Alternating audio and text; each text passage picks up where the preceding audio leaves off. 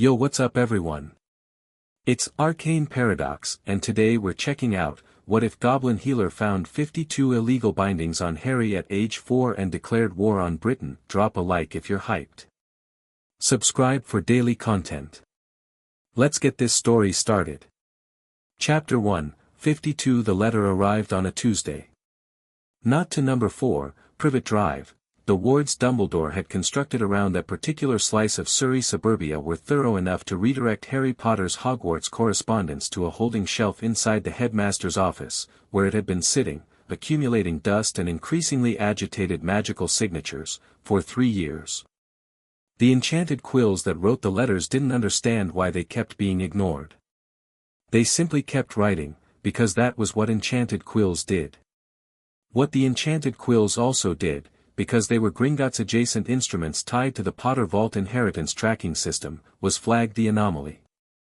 Specifically, a magical minor, registered heir to an ancient and noble house, was not receiving legally mandated correspondence. Which meant either the child was dead, in which case the vault transfer protocols should have activated, or someone was actively intercepting communication intended for a Gringotts client. The flag landed on the desk of one account manager Steelclaw on a Wednesday morning, between his second cup of bitter root tea and a dispute about a Romanian dragon breeding contract that had gone spectacularly sideways. Steelclaw looked at the flag. Looked at the name attached to it. Set down his tea very carefully, because the mug was ceramic and he didn't want to break it with the sudden tension that had entered his fingers. Then he walked directly to Healer Brightthorn's office and knocked twice. "What?" said Brightthorn, which was how she answered every knock, because she found the word enter unnecessarily optimistic. "We have a situation," Steelclaw said, stepping inside and closing the door behind him. "Potter heir. Age 4. No health examination on record since birth. No correspondence received. Possible active redirection of client mail." Brightthorn, who had been annotating a potion's dosage chart with the focused energy of someone who considered every misplaced decimal point a personal insult, set her quill down slowly. She was older than most of the humans who passed through Gringotts marble halls, with deep-set amber eyes that had seen enough in 30 years of goblin healing practice to rarely be surprised. She was not surprised now. She was something quieter and colder than surprise. "Bring him in," she said. "He's at a Muggle residence. We'd need to, I know where the Potter boy is." "I said bring him in." She picked her quill back up. "Send the retrieval team. Standard welfare protocol. If anyone tries to stop them, remind them that Gringotts has full legal authority over the health and financial welfare of any registered minor client, and that obstructing a welfare retrieval is a violation of the International Magical Banking Accords, specifically Section 14, Paragraph 3. She paused. "If they still try to stop the team after that, have Ironjaw go.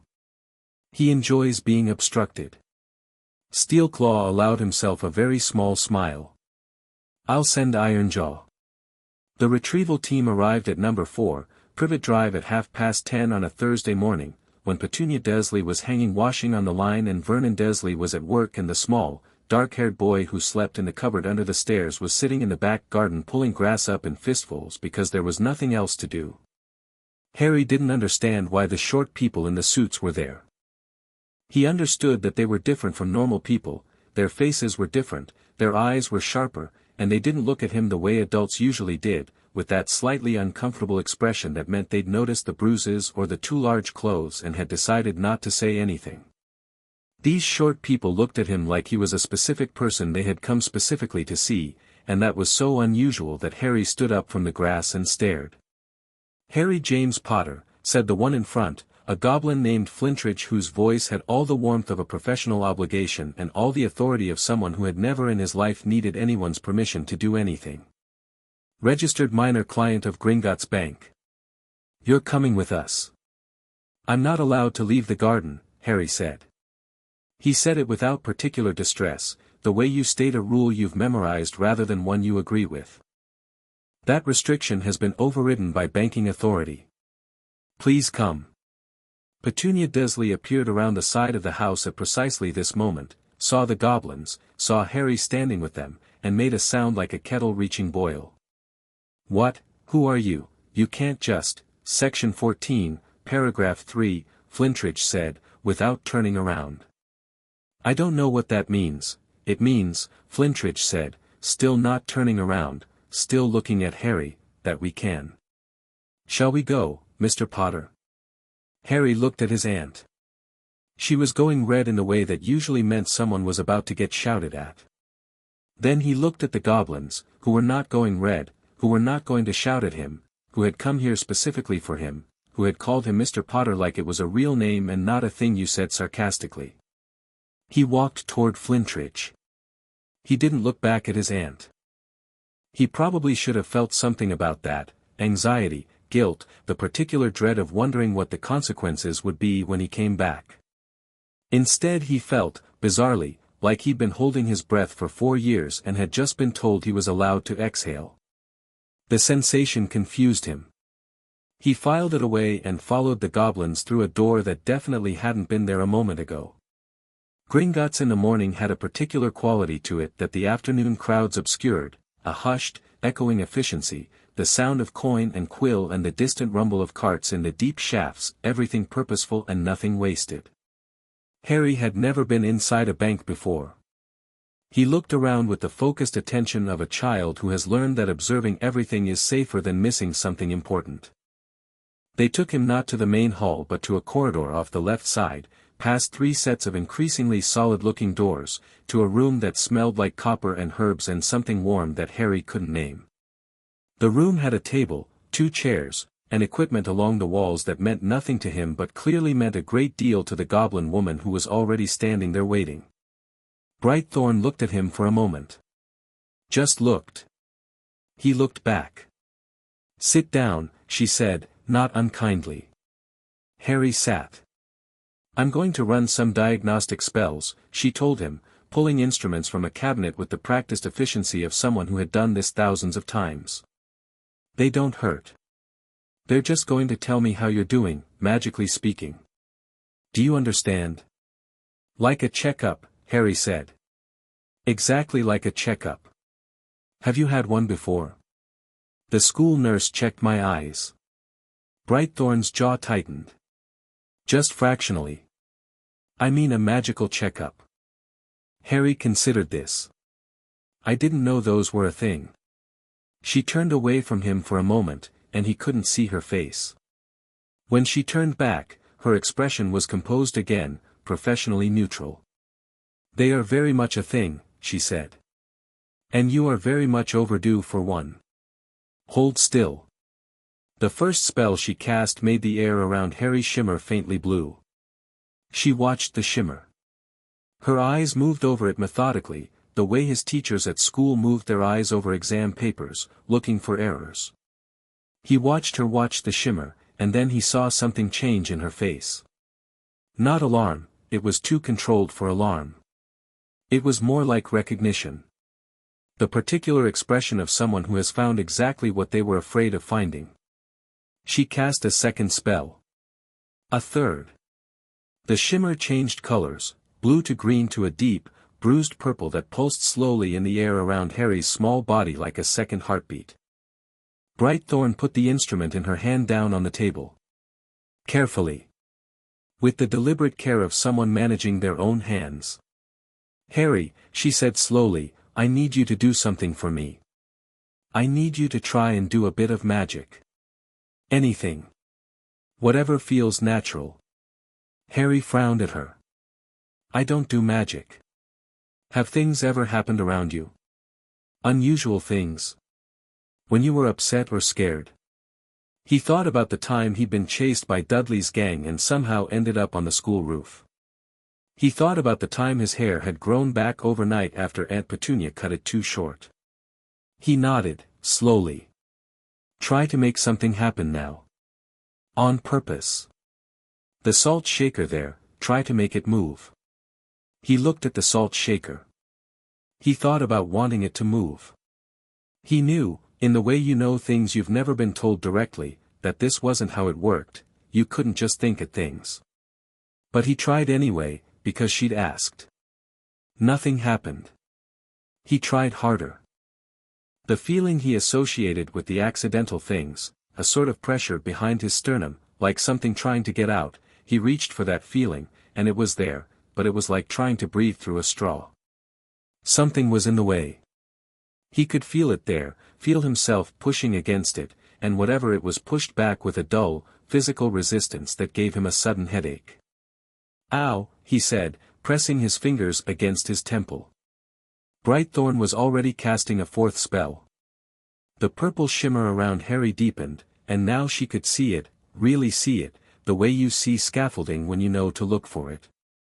Layer upon layer of structured magic, wrapped around the boy like bandaging around a wound, each layer feeding into the next, some of them connected in chains so deliberate and so careful that they could only have been placed by a very skilled witch or wizard who had spent considerable time and considerable magical power making sure every one of them would hold. She counted. Her lips moved slightly as she counted. She got to 32 and had to stop and breathe. She continued. At 52, she stopped the diagnostic spell entirely. She stood in the quiet of her examination room with a 4-year-old boy pressing his fingers against his own temple and the evidence of systematic, deliberate, illegal magical intervention hovering in the air in front of her in colors that should never be wrapped around any living thing, let alone a child. She had been a healer for 30 years. She had seen magical abuse before, individual cases, usually accidental, occasionally deliberate but clumsy, motivated by fear or ignorance. She had never seen anything like this. This was not clumsy. This was not ignorant. This was architecturally precise, layer-on-layer work that spoke of someone who not only knew exactly what they were doing but had planned it out in advance. Someone had deliberately crippled this child's magic. Someone had bound his inheritance access. Someone had layered suppression on top of suppression on top of suppression until a boy who should, by all hereditary indicators, be manifesting extraordinary accidental magic was instead experiencing headaches when he tried to make a salt shaker move. "Does your head hurt often?" she asked, keeping her voice very steady. "Yeah," Harry said, like it was obvious, like headaches were just a thing that happened. "Your scar?" "That too."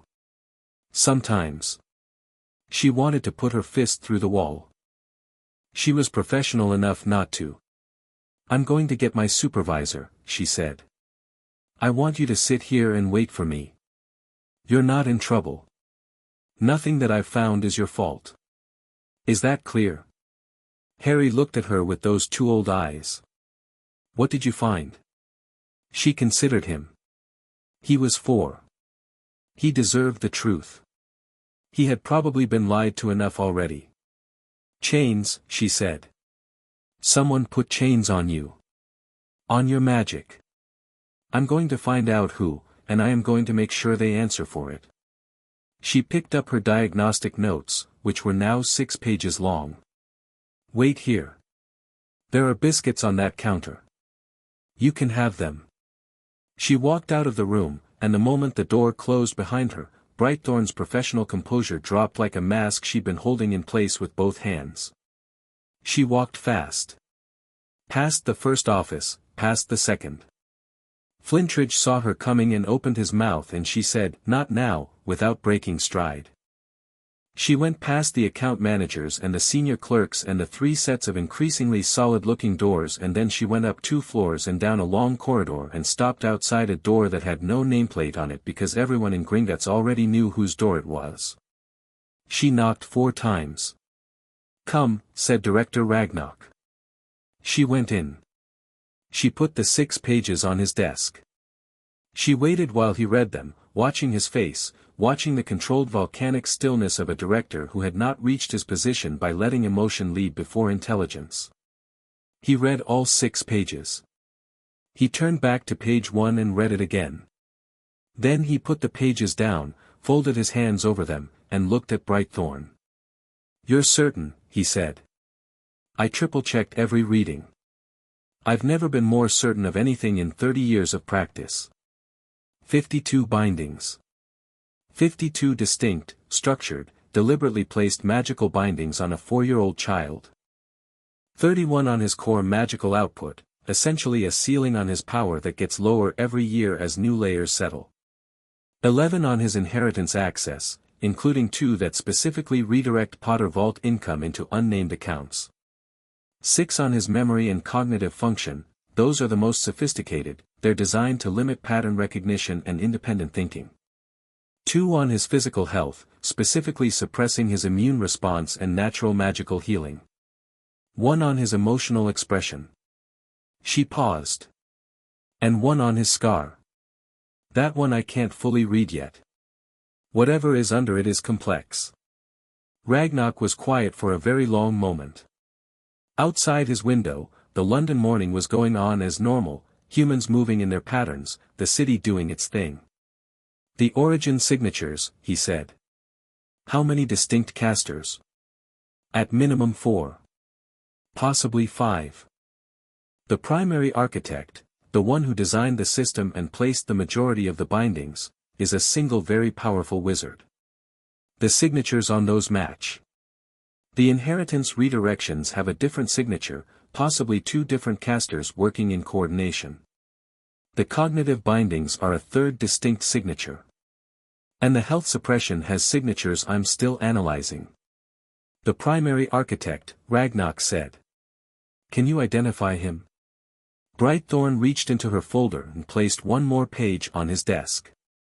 On it was a single magical signature pattern, rendered in the diagnostic ink she'd pulled from the examination room instruments. Ragnarok looked at it.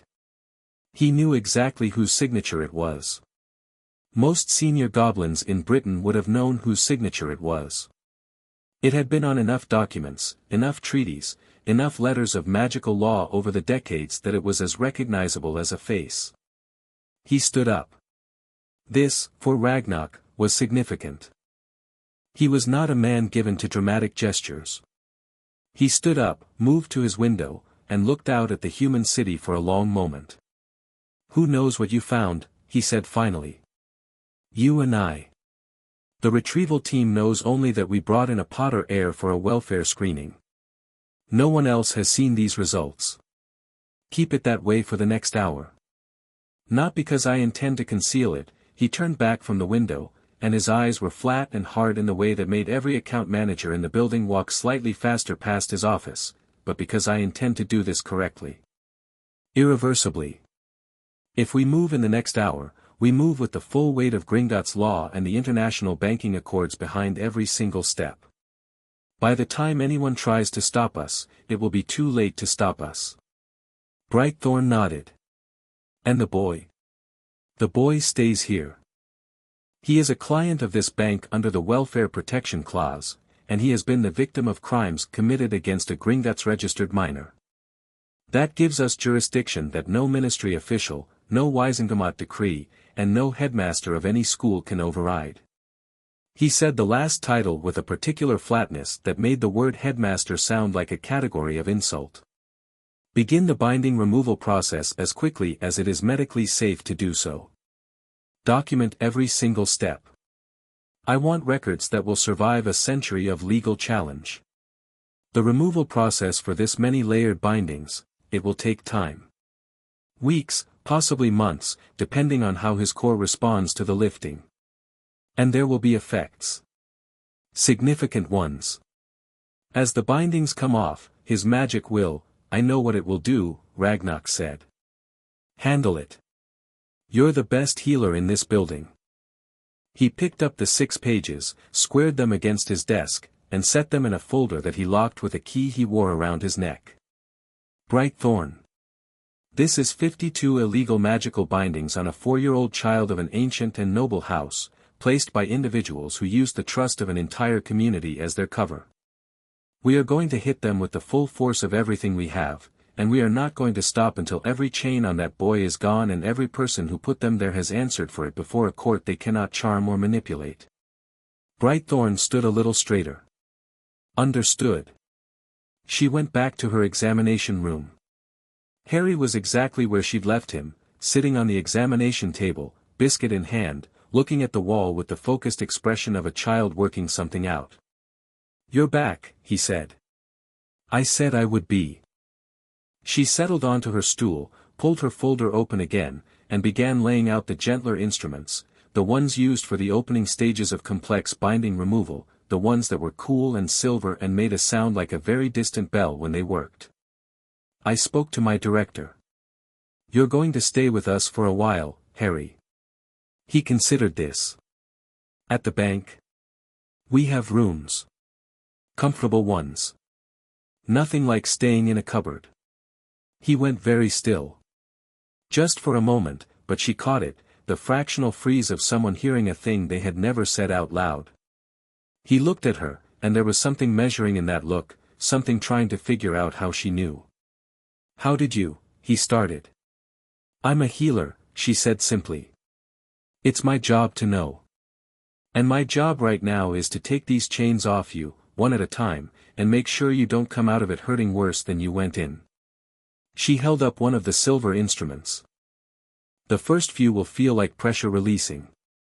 Like when you've been holding something heavy for a long time and someone takes it from you. Is that all right?" Harry looked at the instrument. Looked at her. Bit into his biscuit. "Yeah," he said. "All right." She started with the shallowest binding, one of the cognitive limiters, the thinnest layer, the one that had been placed most recently and therefore had the least integration with his core. A binding set too deep, removed too fast, could cause damage. This needed to go layer by careful layer, the way you'd undo a knot rather than cut it. The silver instrument hummed. The diagnostic shimmer around Harry flickered, then stabilized, then flickered again. Brightthorn worked with steady, methodical precision, her focus narrowed to the single thread she was unraveling, and Harry sat on the table and ate his biscuit and breathed, and when the first binding came loose, he exhaled sharply, like a small caught sound he hadn't meant to make. "Okay?" Brightthorn asked. "Yeah," Harry said. "Then, that was weird. My head feels different." "Different how?" He thought about it. He had the careful vocabulary of a child who hadn't been encouraged to articulate much. "Less loud," he said finally. "Like there was noise I didn't notice until it stopped." Brightthorn made a note. She moved to the second binding. Alongside her work, in the administrative floors above and the legal chambers 3 levels down, Gringotts was moving. She could feel it in the particular quality of the building's silence. The bank had a presence, a weight to it, a sense of enormous machinery engaging gear by gear. When Ragnarok said immediately, he meant it. When he said irreversibly, he had thought through every possible countermove and prepared for all of them. She worked through the morning, removing the 3 most superficial cognitive bindings with the delicacy required of someone dismantling something that had been interwoven with a living mind. Harry was remarkably patient for a 4-year-old. He asked questions, careful, specific questions that told her, even without the diagnostic readings, that she was already getting results. A child whose cognitive function had been suppressed for years, given even a small return of their natural capacity, would almost immediately begin using it. "Why would someone want to make my magic not work?" he asked, about an hour in. Several possible reasons, Brightthorn said, because she had decided very early in this examination that Harry Potter was not getting platitudes. Some people are afraid of what your magic could do. Some people wanted to control what you became. Some people had practical reasons to do with money and power. She paused, threading the instrument through the 4th binding. "Probably all 3. Is it a lot of people?" "A few. But the main person, the one who designed most of it, was very powerful and very clever." She didn't say trusted. She didn't need to. He'd worked that out himself, and soon enough. That's what made it possible. Harry was quiet for a moment. "Are you going to make them stop?" "We already have," she said. "This bank has declared this your problem, and that makes it our problem, and there is nothing, and I want you to understand this quite clearly, Harry, nothing in the British magical world that outranks Gringotts' jurisdiction over its clients' welfare. Not the Ministry, not the Wizengamot, not any individual wizard, regardless of how many titles they have." She felt the fourth binding separate from his core and dissolve, and noted with satisfaction the faint warm gold that flickered in the diagnostic shimmer around him, his actual power, the real color of it, briefly visible now that another layer of suppression was gone. It was a remarkable color. Deep and warm and vast in a way that made her chest do something she refused to acknowledge. No one is taking you back to that cupboard. Harry looked at his hands. They looked the same as they always did, small, slightly grubby, bitten fingernails. But they felt different, fractionally, in the way that probably only he could feel. Okay, he said, with the simple, direct trust of a child who has been told a thing by someone who sounds like they mean it and has decided to believe them. Not naively, you could see in his eyes that he was reserving judgment, that he was watching for evidence, that he understood trust was something you tested rather than granted. But he was willing to start. That willingness, Brightthorn thought, was the most painful thing about him. 4 years old, already that careful, already that practiced in the art of not expecting too much from people. Whatever those 52 bindings had done to his magic, the years before she found him had done something else to his understanding of the world, and that was going to take a different kind of healing entirely. She moved on to the 5th binding and kept working. 3 floors up, Ragnarok was on the floor.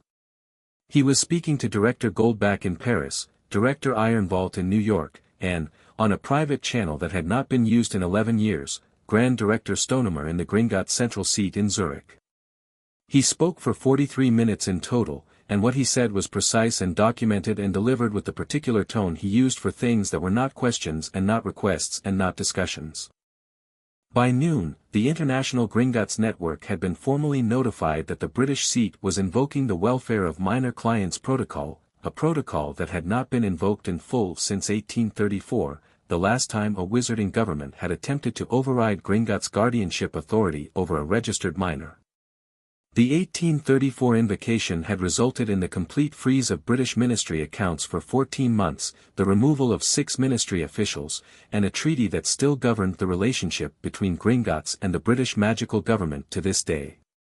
Ragnarok pulled the 1834 treaty out of his locked filing cabinet, read it twice, and set it on his desk where he could look at it. It had provisions he intended to use. Several of them.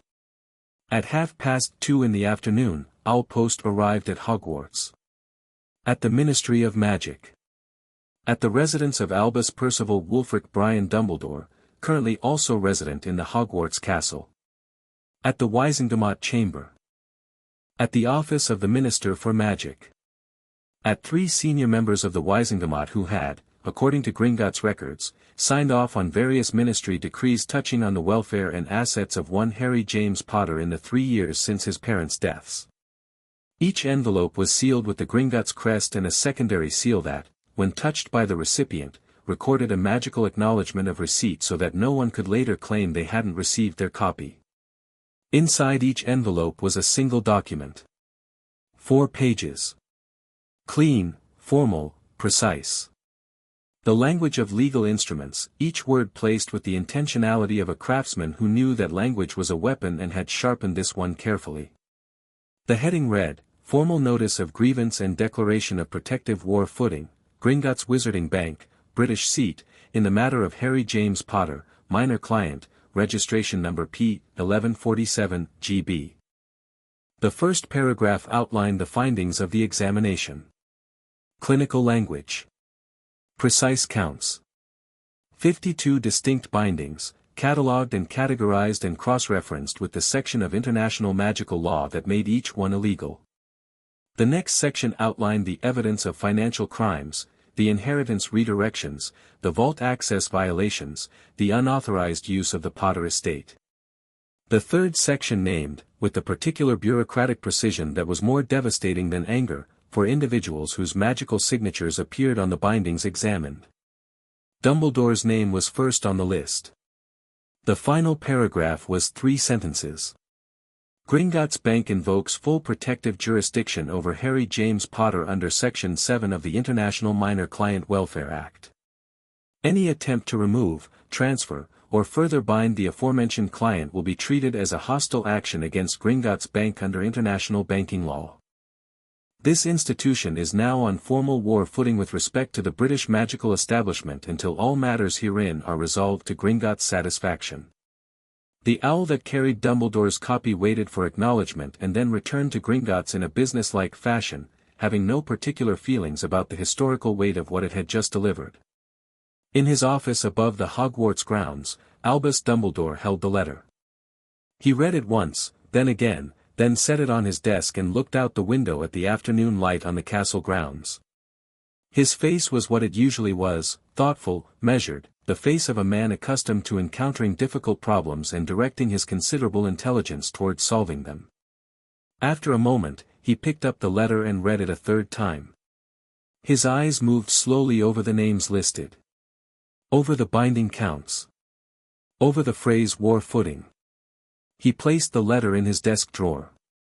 Locked it. Folded his hands on the desk, closed his eyes, and for a long moment was still. Then he reached for his quill. Down in Brightthorn's examination room, Harry had no awareness of any of this. He didn't know about the letters or the owl or the locked drawer in a castle a few hundred miles north. He knew that his headache was better than it had been in as long as he could remember. He knew that the Goblin healer had stopped at 5 bindings for the day, telling him firmly that his core needed time to adjust, that rushing would cause more harm than good, that this was going to happen in careful steps. He knew that he'd been given dinner, actual dinner, with vegetables and meat and a bread roll, at a small table in a side room off the examination chamber, and that it was better than what he usually got. He was sitting with his feet dangling off a chair, looking at his hands again. When he pressed 2 fingers to his left palm and thought about wanting something to happen, the salt shaker didn't move. But the resistance he'd felt before, the pressing against a wall sensation, was different now. There was still resistance, still the solid block of remaining bindings between him and his own power. But behind it, he could feel something. A warmth. A depth. Something that was genuinely his, genuinely there, that 5 removed bindings had let him notice for the first time.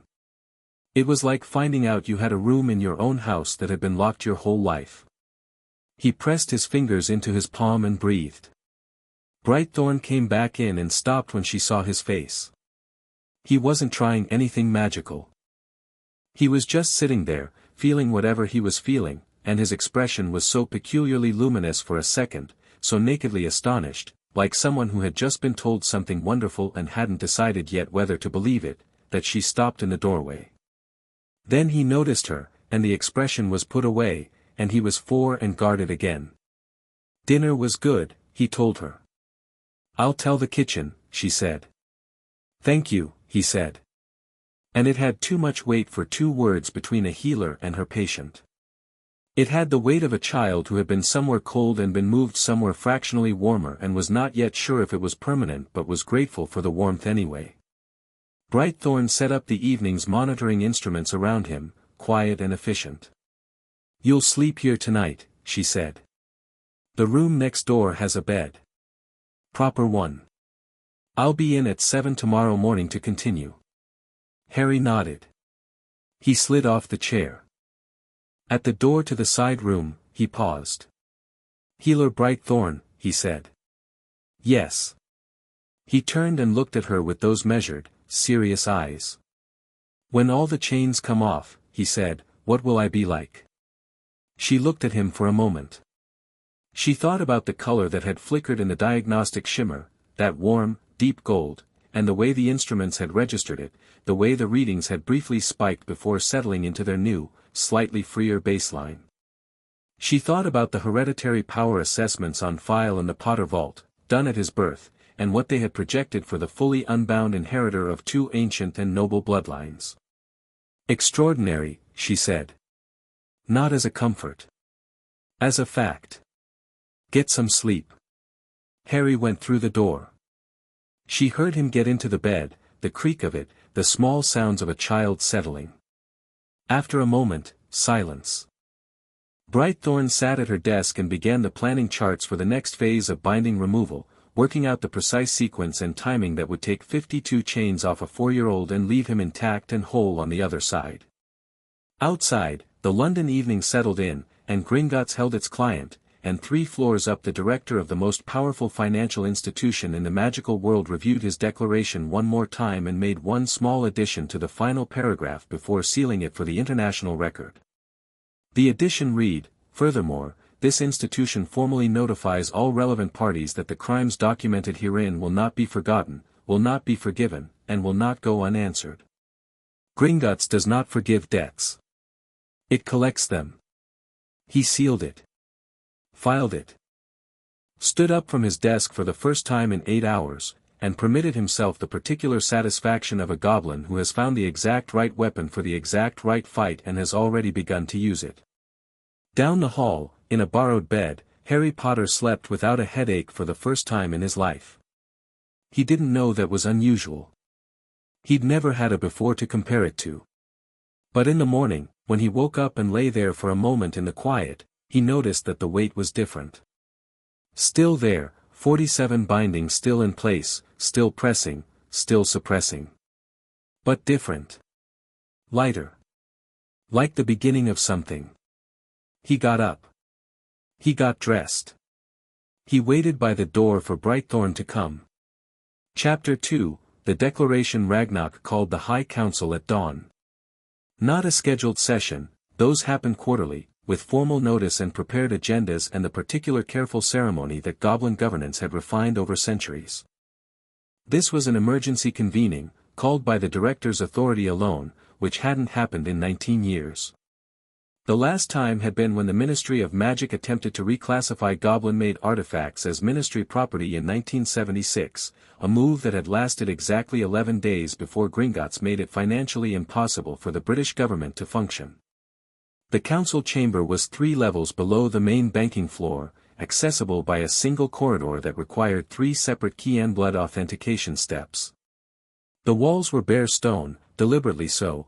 Goblins who had spent any time in human meeting rooms had opinions about what unnecessary ornamentation did to the quality of decisions made inside them.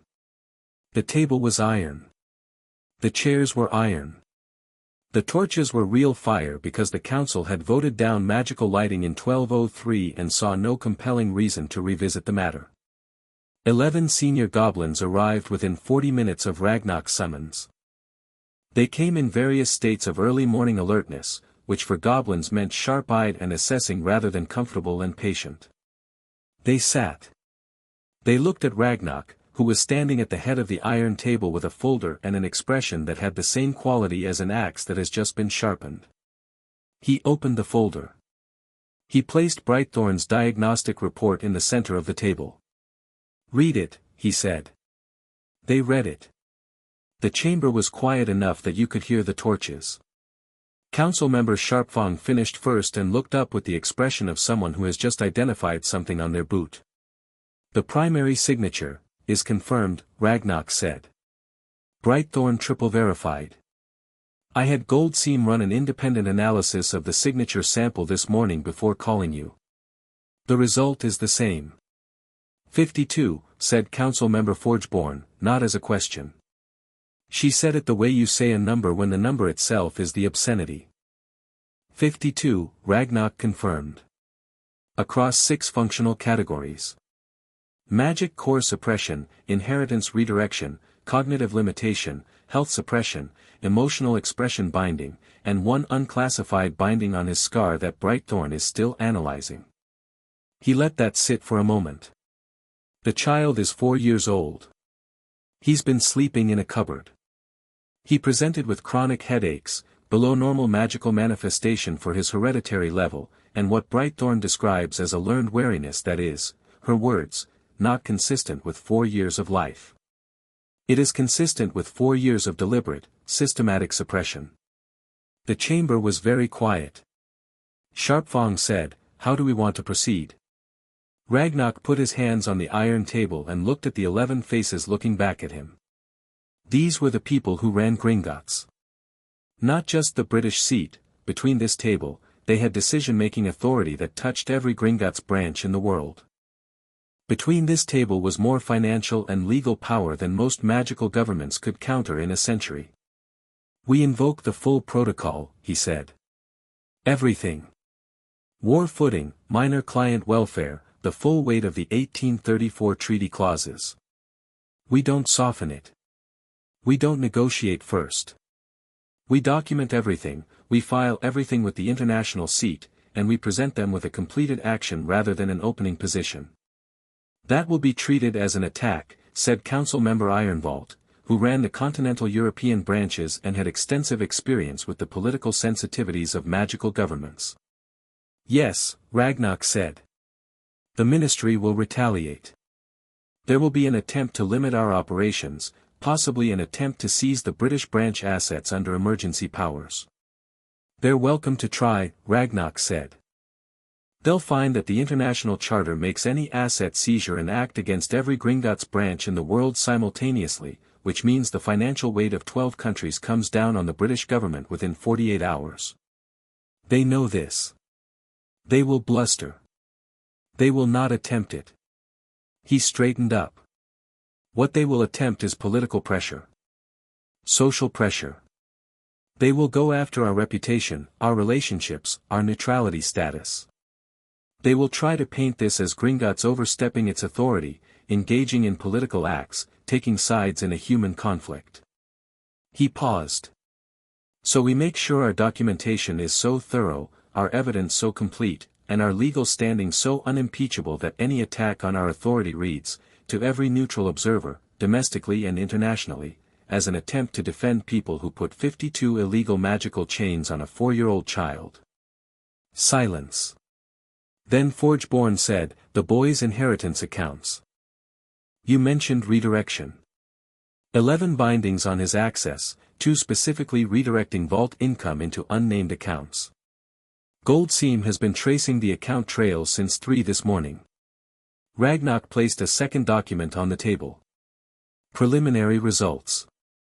The redirections have been active since 3 days after the boy was placed with his Muggle relatives. Someone moved quickly. He looked at the account trail, which terminated in a cascade of shell accounts that were going to take considerable work to unravel fully, but whose origins were already beginning to be visible. We will find where the money went. And when we do, financial crimes will be added to the magical crimes, and the case becomes considerably harder to dismiss as a well-intentioned mistake. That phrase, well-intentioned mistake, landed with the particular weight of something everyone in the room was already thinking about.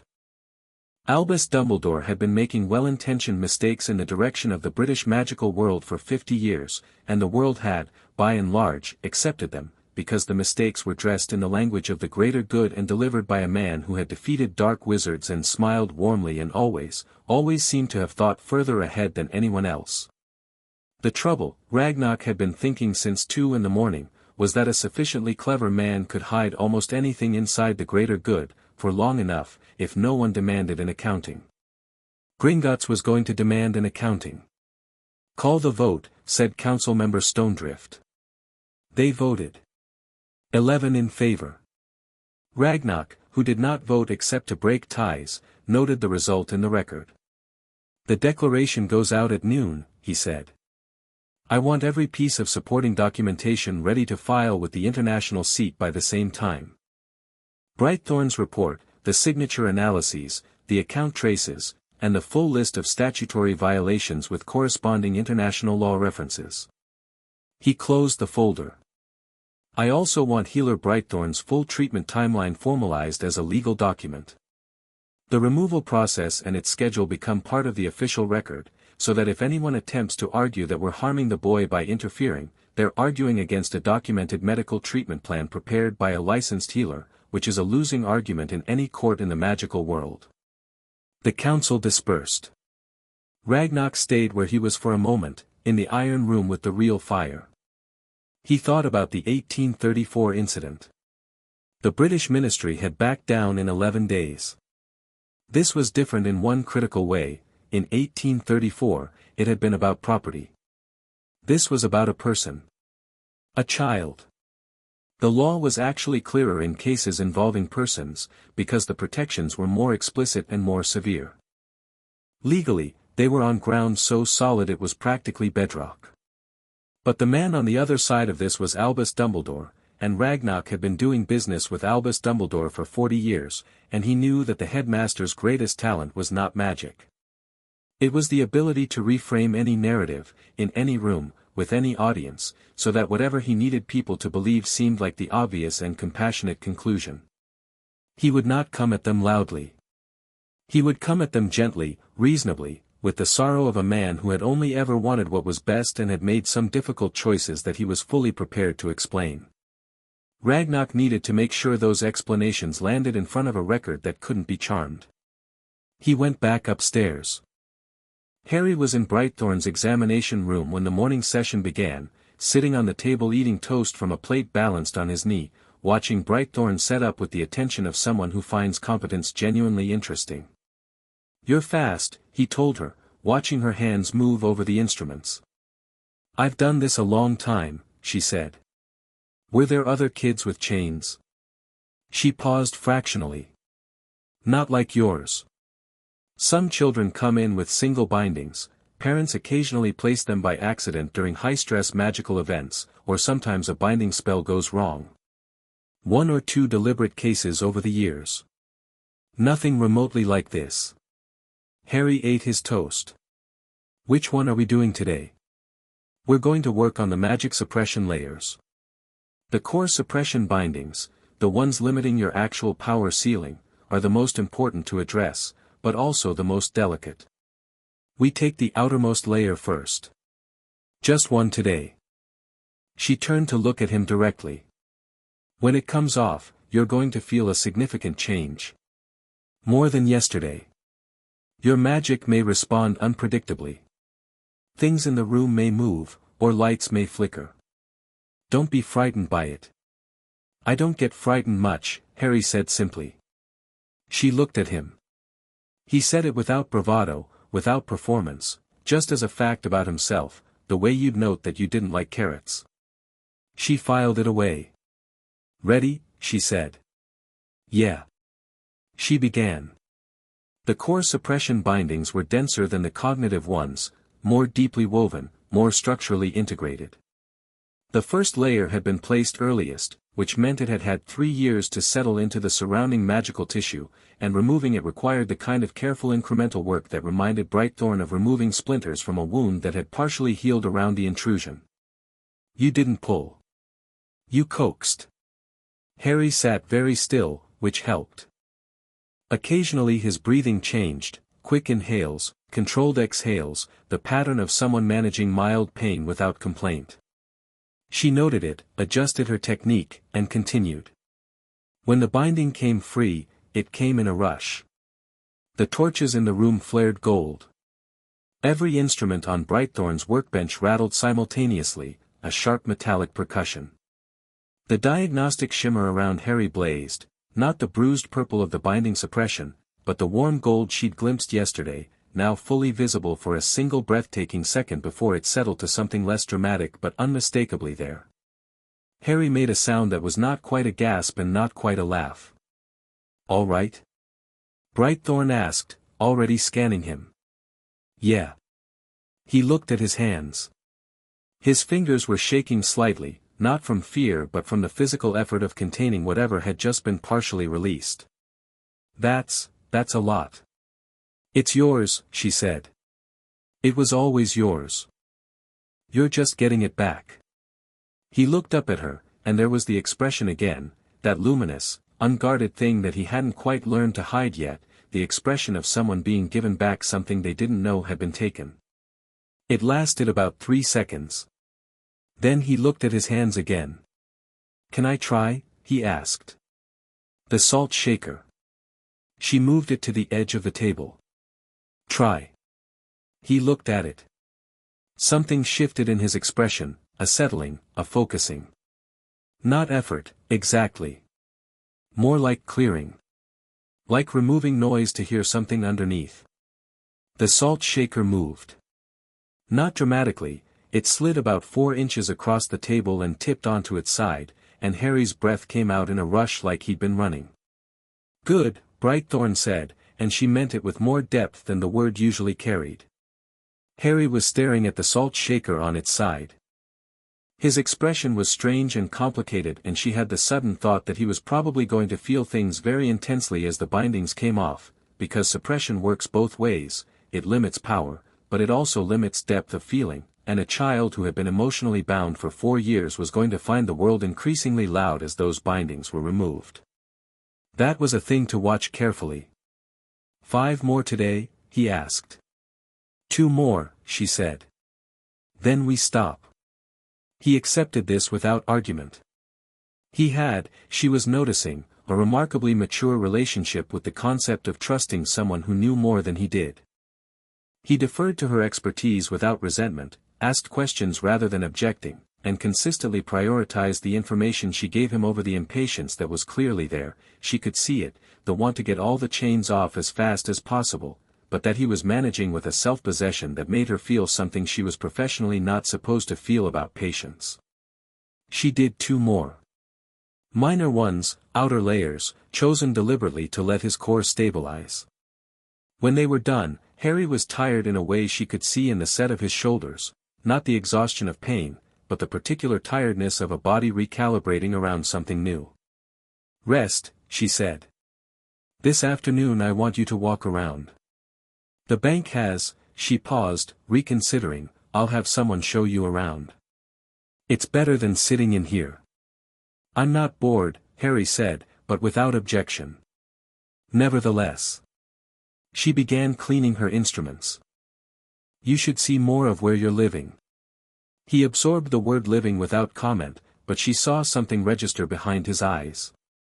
The person she found to show him around was, through the available options, a young account clerk named Flinch who was 17 and had been with the bank for 2 years and had the distinction of being the least intimidating person in the building, which Brightthorn judged to be exactly what Harry needed for an afternoon. Flinch had also made the poor professional decision of being visibly curious about the small human child staying in the healer's ward, which Brightthorn decided to use rather than suppress. Flinch showed Harry the main banking hall, the marble and the chandeliers and the long rows of counters, the goblins working with the focused efficiency of people who considered every human transaction a small test of patience that they were consistently passing. Harry watched everything carefully. He asked Flinch about the carts they could hear below. Flinch explained the vaults. Harry asked about the security. Flinch, charmed by the specificity of the questions, explained more than he probably should have, and Harry listened to all of it with the precise attention of someone building a mental map. You have a vault, Flinch told him, which he realized after saying it he probably needed authorization to share, but had shared anyway because Harry had looked at him with those direct eyes and asked and it had seemed rude not to answer. I know, Harry said. I don't know what's in it. It's the Potter vault. It's large, Flinch said, carefully professional. Very old family. Harry looked at the main hall for a moment. Did you know my parents? They died before I was working here. But the records, your family has banked with Gringotts for 400 years. Flinch said it with the particular quiet pride of someone whose institution has maintained a relationship longer than most governments have existed. What were they like? Flinch, whose job description had never included being someone's only source of parental information, looked uncomfortable. I only know what's in the vault records, really. Your father was, the last transaction he made himself was a significant investment in a protective ward scheme, a week before he died. Your mother modified the vault inheritance instructions the day before. He paused. She added considerable protections for you specifically. Harry looked at him. What kind of protections? Flinch had absolutely gone too far to stop now. The kind, he said carefully, that are why we noticed something was wrong. She set flags, magical indicators, on your welfare. If you weren't receiving your correspondence, if your magical development fell below certain thresholds, if your health wasn't monitored regularly. They were set to trigger if any of those things occurred. Harry was very still. My mum did that. She did. Before she died. Yes. A long pause. Then Harry said, very quietly, she knew something might happen. Flinch had no idea what to say to that.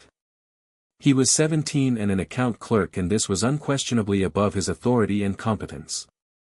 "I think," he said, "that she wanted to make sure someone would know, if something went wrong." He cleared his throat. "She trusted Gringotts. A lot of people do." Harry turned back to look at the hull. His face was composed again, but the composition had a different quality now, not the habitual guarding of a child who'd learned to keep things in, but something more deliberate. More directed.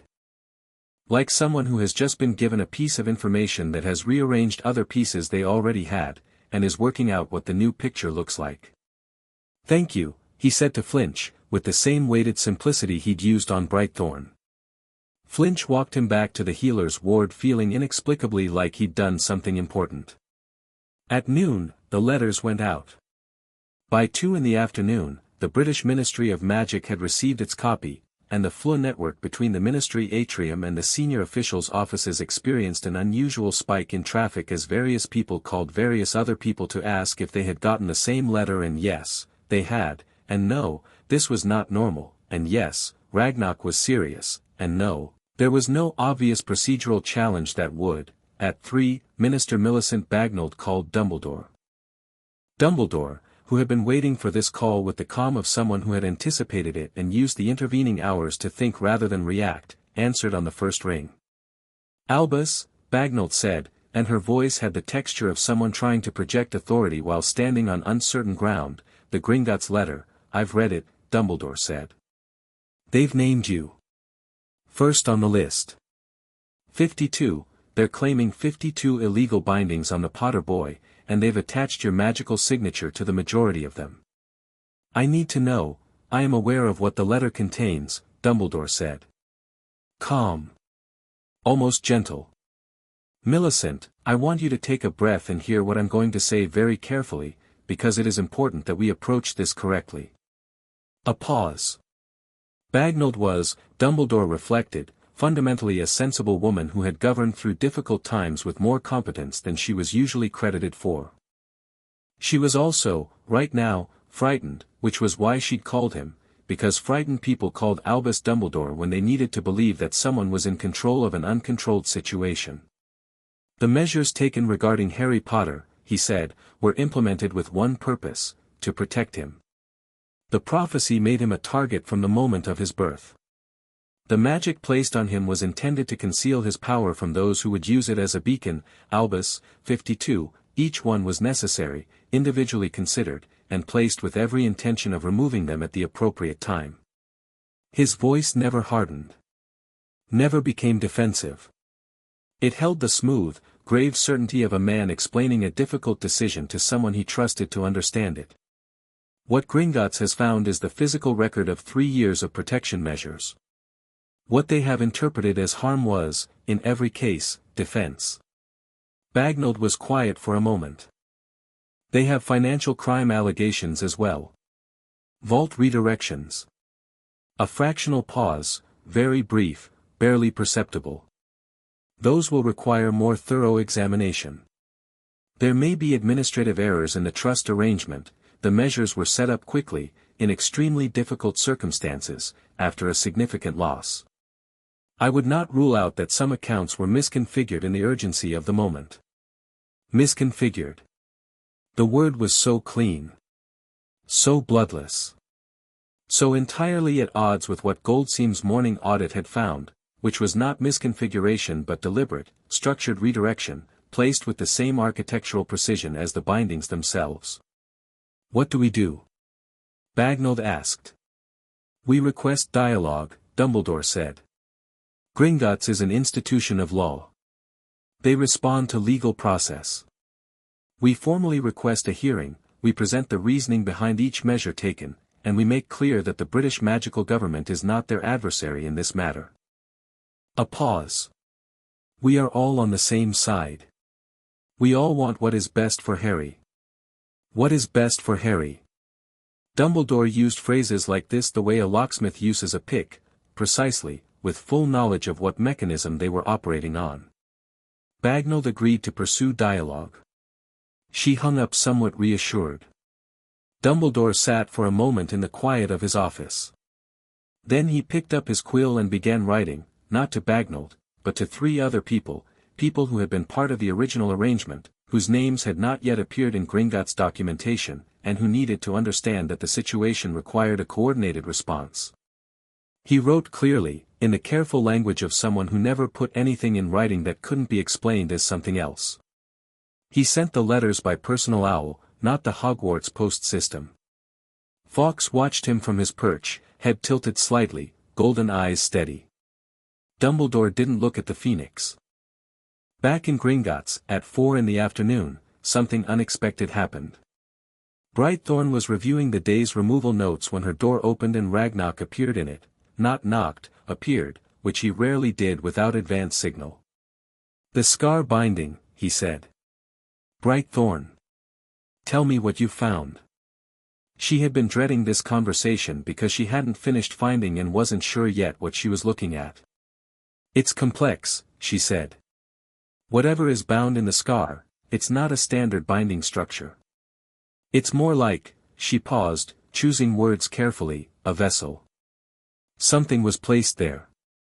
Not a suppression on Harry, but a storage. Like a jar with something inside it." Ragnarok came fully into the room. He was quiet, and that quality of quiet was a different kind than his usual stillness. Something magical. Powerful. And it doesn't feel like it belongs to Harry. She met his eyes. "When I scan it, the scar gives 2 distinct magical signatures. One is Harry's, which makes sense, it's on his body, he's had it since infancy. The second," she hesitated. "The second," Ragnarok said. "The second is the same signature as whoever cast the curse that killed James and Lily Potter," she said. "Whatever Voldemort left behind that night, some piece of it ended up in the scar. Bound there. And one of our 52 bindings is specifically keeping it contained." The silence that followed was the kind that has weight and temperature. "Dumbledore knew," Ragnarok said. "Not a question. He placed the containment binding himself. Which means yes, he knew what was in the scar when Harry was less than 2 years old. He knew and he didn't tell anyone, didn't file any documentation, and placed a child who was carrying a fragment of dark magic in a muggle home with no magical support and no monitoring." She kept her voice professional. "It required effort. The binding is stable. For now. But it's one of the more delicate ones. I can't remove it carelessly, and I'm not sure removing it is the right choice until I understand more about what happens to what's inside if the vessel is disrupted." Ragnarok looked at the wall for a moment. "This becomes the most serious part of the case," he said slowly. "If he knowingly placed a child carrying a fragment of a Dark Lord's soul in an unmonitored residence, the explanation of protection becomes considerably harder to sustain." "Yes. How long to fully analyze it?" "Weeks. I need to understand the structure before I touch it." She paused. "There's one more thing. The binding keeping it contained, it's drawing power. From Harry. Small amounts, constantly. 3 years of his magical development has been partially siphoned to keep whatever is in that scar stable." Ragnarok was very, very still. "Add it to the report," he said. "Everything. Every detail. Already documenting." He left. She went back to her notes, writing with the particular ferocity of someone who knows their words are going into evidence and wants to make them count. Harry, in the next room, had been asleep for an hour, the kind of deep, heavy sleep that follows magical exertion, his body adjusting to its new, fractionally freer baseline. In his sleep, for the first time, he didn't dream about green light. He didn't dream about anything. Just darkness, and warmth, and the distant sensation of something very large and very patient waiting quietly for the rest of its chains to come off. At 6 in the evening, Gringotts received a full call from the ministry requesting a formal dialogue session. Ragnarok's secretary took the message. Brought it to Ragnarok.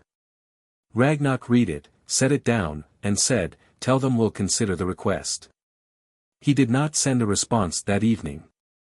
He would send one in 2 days, by which time the international documentation would be fully filed and the war footing fully formalized, and the request for dialogue would arrive in a context where Gringotts held every high card in the deck and the ministry was asking for a conversation rather than being granted one. That was precisely where he wanted them. In the meantime, he reviewed the Goblin legal team's preliminary motion, a formal petition before the International Magical Courts for guardianship of Harry Potter to be transferred from the Muggle Dursley household to Gringotts' protective custody, effective immediately. The petition cited 14 separate violations of the International Minor Client Welfare Act, the 1834 British Gringotts Treaty, and 4 precedents from the past century of international magical law. He signed it. It was filed by 6:30. The British ministry's attempt to request dialogue, he reflected, was going to look very different tomorrow morning, when they woke up and found that during the night, Gringotts had already moved 3 steps further down the board. Chess, Ragnarok thought, was a human game. Goblins played a different game. One where the goal was not to win a single engagement but to make every possible future position worse for your opponent than the one they were in now, until there were no futures left in which they had any good options. He had been playing since noon. The position was already good. By morning, it would be better. Chapter 3, Chains and Gold. 3 weeks passed. Harry grew. Not physically, or not only physically, though Brightthorn noted with professional satisfaction that 3 weeks of actual meals had added a visible solidity to a child who had arrived looking like someone had edited out the parts of him that needed proper nutrition. What grew was everything else. With each binding removed, carefully and incrementally, the difference was not dramatic in any single session. It was cumulative, the way tide changes are cumulative. You don't watch the water moving, but you look up and the shoreline is different. By the end of the first week, Harry was reading at a level 4 years ahead of where he should have been, tearing through every book Flinch brought him with the hungry focus of a mind that had been running at a fraction of its capacity and was now, incrementally, being given room. He didn't make noise about it. He just read, and asked questions, and when the questions led somewhere interesting he followed without needing anyone's permission. By the end of the second week, his accidental magic had become less accidental. Things moved when he wanted them to. Lights adjusted. He walked into a room and the temperature settled to something comfortable without him consciously directing it. Brightthorn watched this with the diagnostic instruments running and made notes in her file that grew longer every day, the numbers climbing steadily as each core suppression layer came off and his power found a new ceiling, and then that ceiling came off too. By the third week, he had stopped flinching at sudden movement. That one she noted without comment, because commenting on it would have made him self-conscious about a thing he was managing on his own with impressive effectiveness, and the last thing a child learning to trust needed was someone making clinical observations about his emotional progress. She was also, 3 weeks in, dealing with a problem she hadn't fully anticipated. Harry was bored.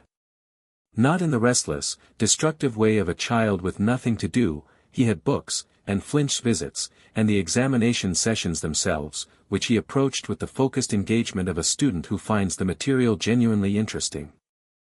But he was 4 years old with the developing mind of someone considerably older, and the healer's ward had very finite dimensions, and the book supply, however well-intentioned, was not infinite. "I want to see the vaults," he told her on the morning of day 22, while she was setting up for the day's session. "You want to see?" She turned. He was sitting on the table with his feet dangling, which was his default position, with a book open in his lap and the expression of someone who has been thinking about a thing for several days and has decided today is the day to raise it. "Your vault specifically, or the vaults in general?" "Mine," he said. "You said it's the Potter vault. You said my family banked here for 400 years. A pause. "It's mine. I want to see it." She considered this for about 3 seconds. After the session. He accepted this with the patience of someone who knows they've won and is comfortable waiting for delivery. The session that morning was the 14th core suppression binding, working steadily through the stack, outer layers first, each one requiring more precision than the last because the deeper bindings had been in place longer and were more thoroughly integrated. Brightthorn had developed a specific methodology for Harry's case by this point, a sequence of 17 steps that she followed for each binding removal with the consistency of a ritual, because consistency meant safety and safety meant she could go a little faster without risking damage.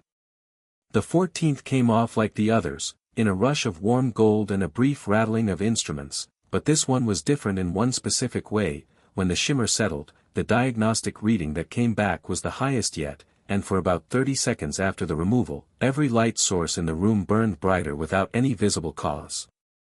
Harry sat with his eyes closed and breathed. "Good?" Brightthorn asked. "There's so much of it," he said quietly.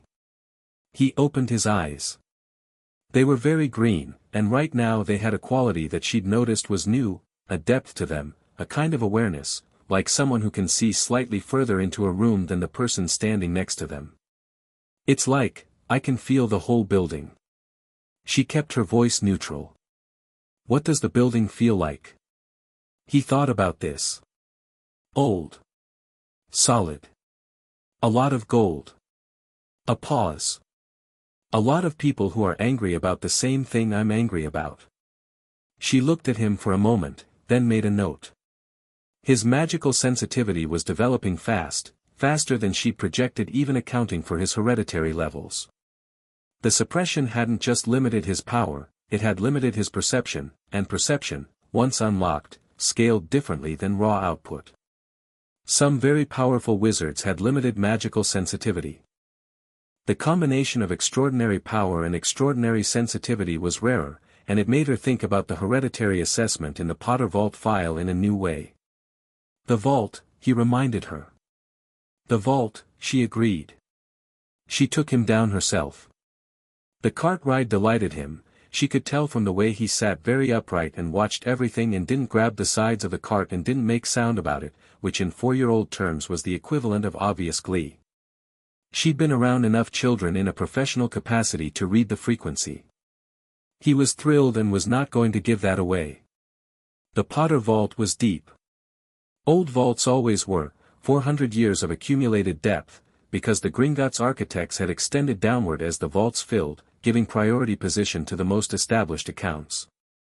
The cart descended for nearly 3 minutes, and Harry watched the stone walls blur past and the other vault doors appear and disappear in the torchlight, and said nothing until the cart stopped. The door was stone and iron, 12 feet high, carved with a pattern of interlocking geometric shapes that were also, if you looked at them long enough, runes. Harry looked at them for a moment. "What do the runes say?" he asked. "They are the Potter family motto," Brightthorn said. She touched the authentication panel, which recognized Harry's presence and accepted Brightthorn's temporary guardian authorization. Roughly translated, strength is not the absence of chains, but knowing where to find the key. She pushed the door. The mechanism engaged, and the vault opened. "Given current circumstances, I find it appropriate." Harry walked in.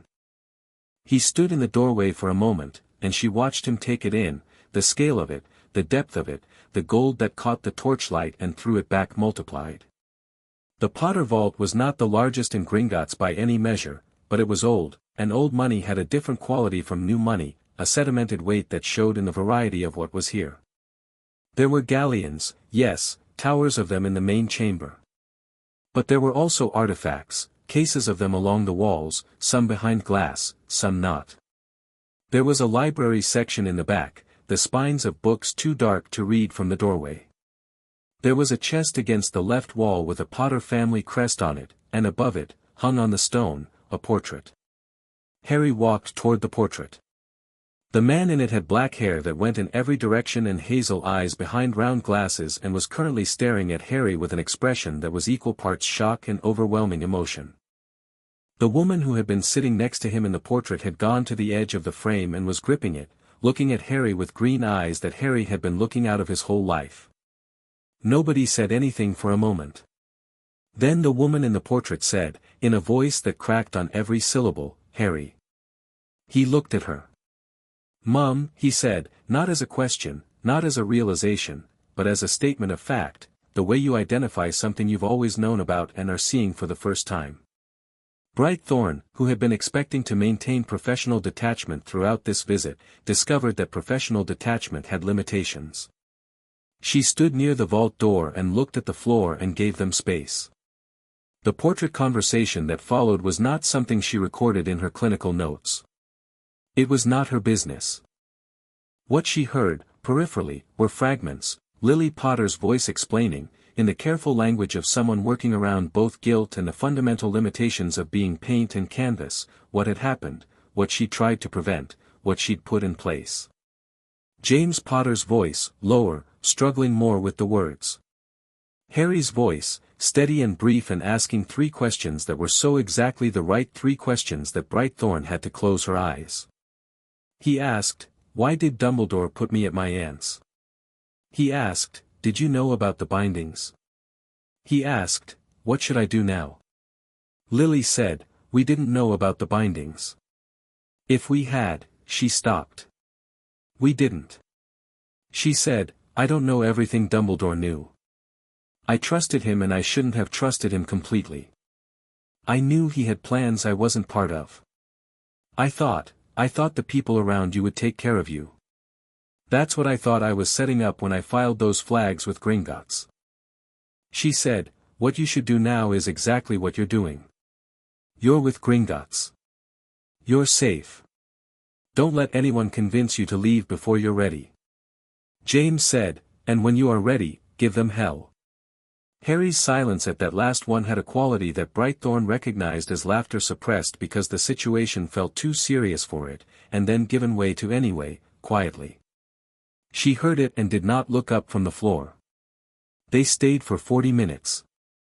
When Harry walked back to the vault door, his face was calm and purposeful in a way that was different from before.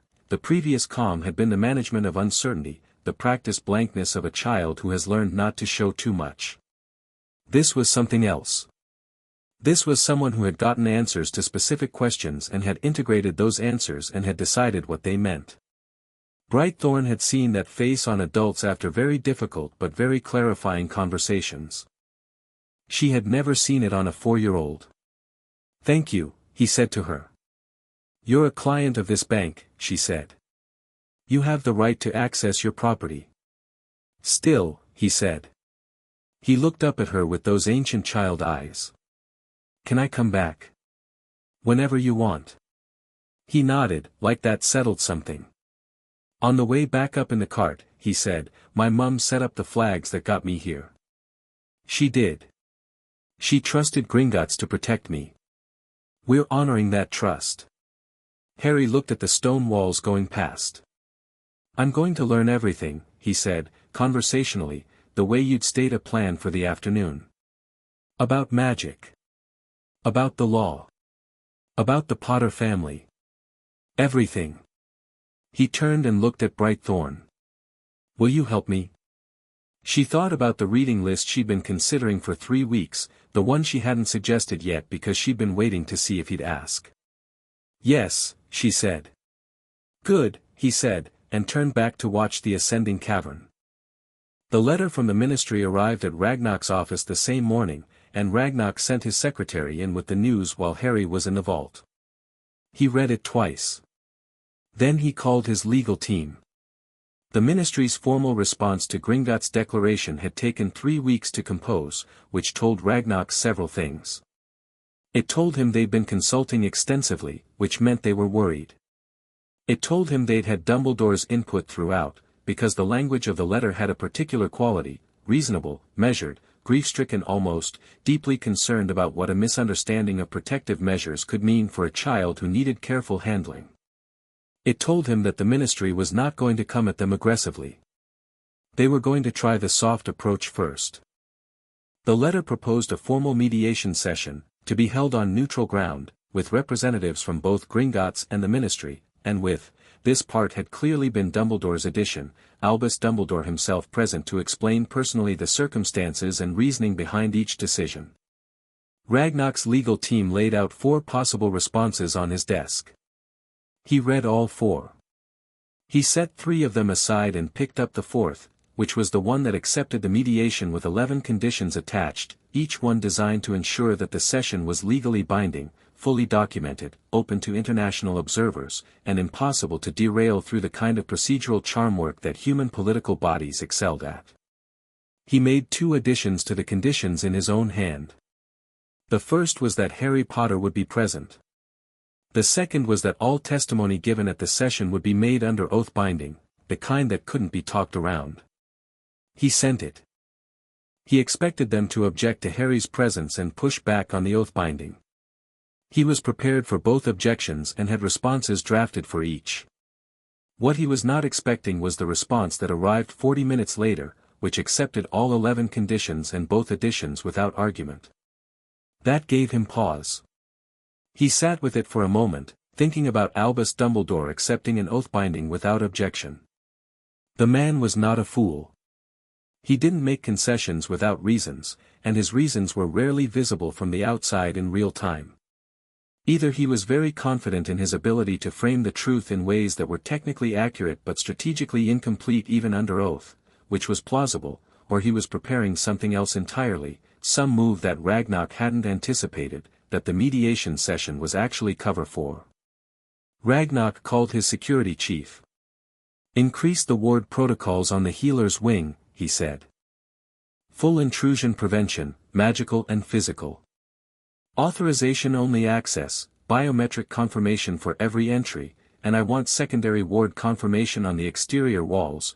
We're on war footing, which means the protective specifications are maximum, and I want them actually at maximum rather than approaching it." His security chief, who had been running Gringotts security for 18 years and therefore had a thorough understanding of what it meant when the director moved from procedural to personal, said, "Expecting trouble?" "Expecting someone who is very clever and who has just agreed to something without fighting it," Ragnarok said. "Which means they're already playing a different game."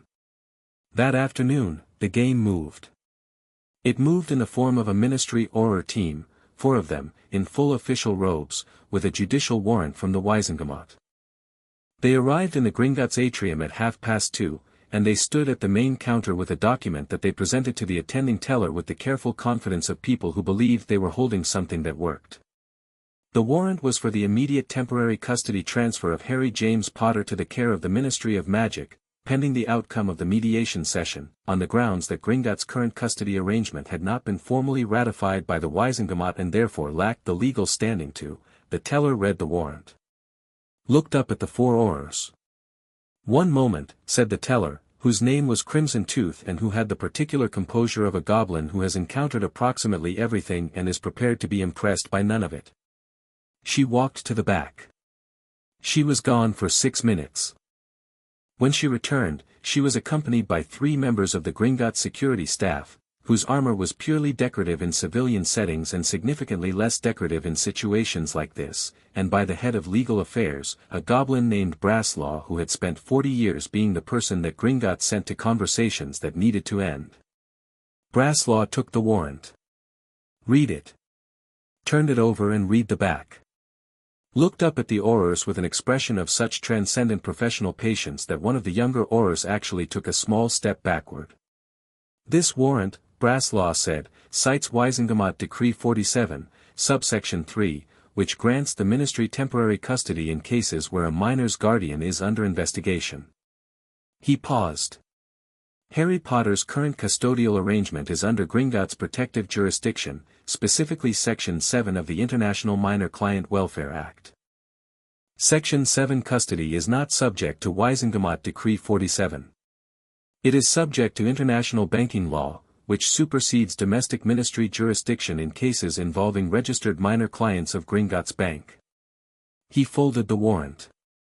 "Furthermore, attempting to execute a domestic warrant against an international treaty provision constitutes a violation of the 1834 Gringotts British Accord, specifically Article 11, which your ministry signed and which has not been repealed."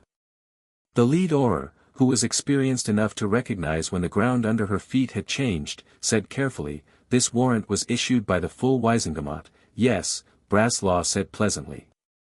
"And the 1834 Accord supersedes the Wizengamot. Which is why the Accord exists. It was written specifically to prevent this circumstance." He held the folded warrant back out to her. I'd suggest returning this to whoever commissioned it and explaining the difficulty. We'll see you at the mediation session. The Aurors left. Braslaw walked directly to Ragnar's office, placed the warrant on his desk, and said, "Someone is moving fast." They didn't wait for mediation. "No," Ragnar said, looking at the warrant. "They didn't." He looked at it for a moment longer. "Which means either someone panicked, or someone wanted to test our response and our speed." "Which?" Ragnar thought about Dumbledore, who was not a man given to panic, whose acceptance of the oath binding had been too smooth, too immediate. "Test," he said. "And now they know our response and our speed. Should we accelerate the removal process?" Ragnar looked at the warrant for a long moment. Then he stood up and walked to the door of his office himself, which he did when the thing he was doing was important enough to not delegate. He went to Brightthorn's examination room. She was mid-session, Harry on the table, the diagnostic shimmer running, Brightthorn with her instruments in hand. She looked up when Ragnar came in. "How many more removal sessions until the cognitive bindings are fully cleared?"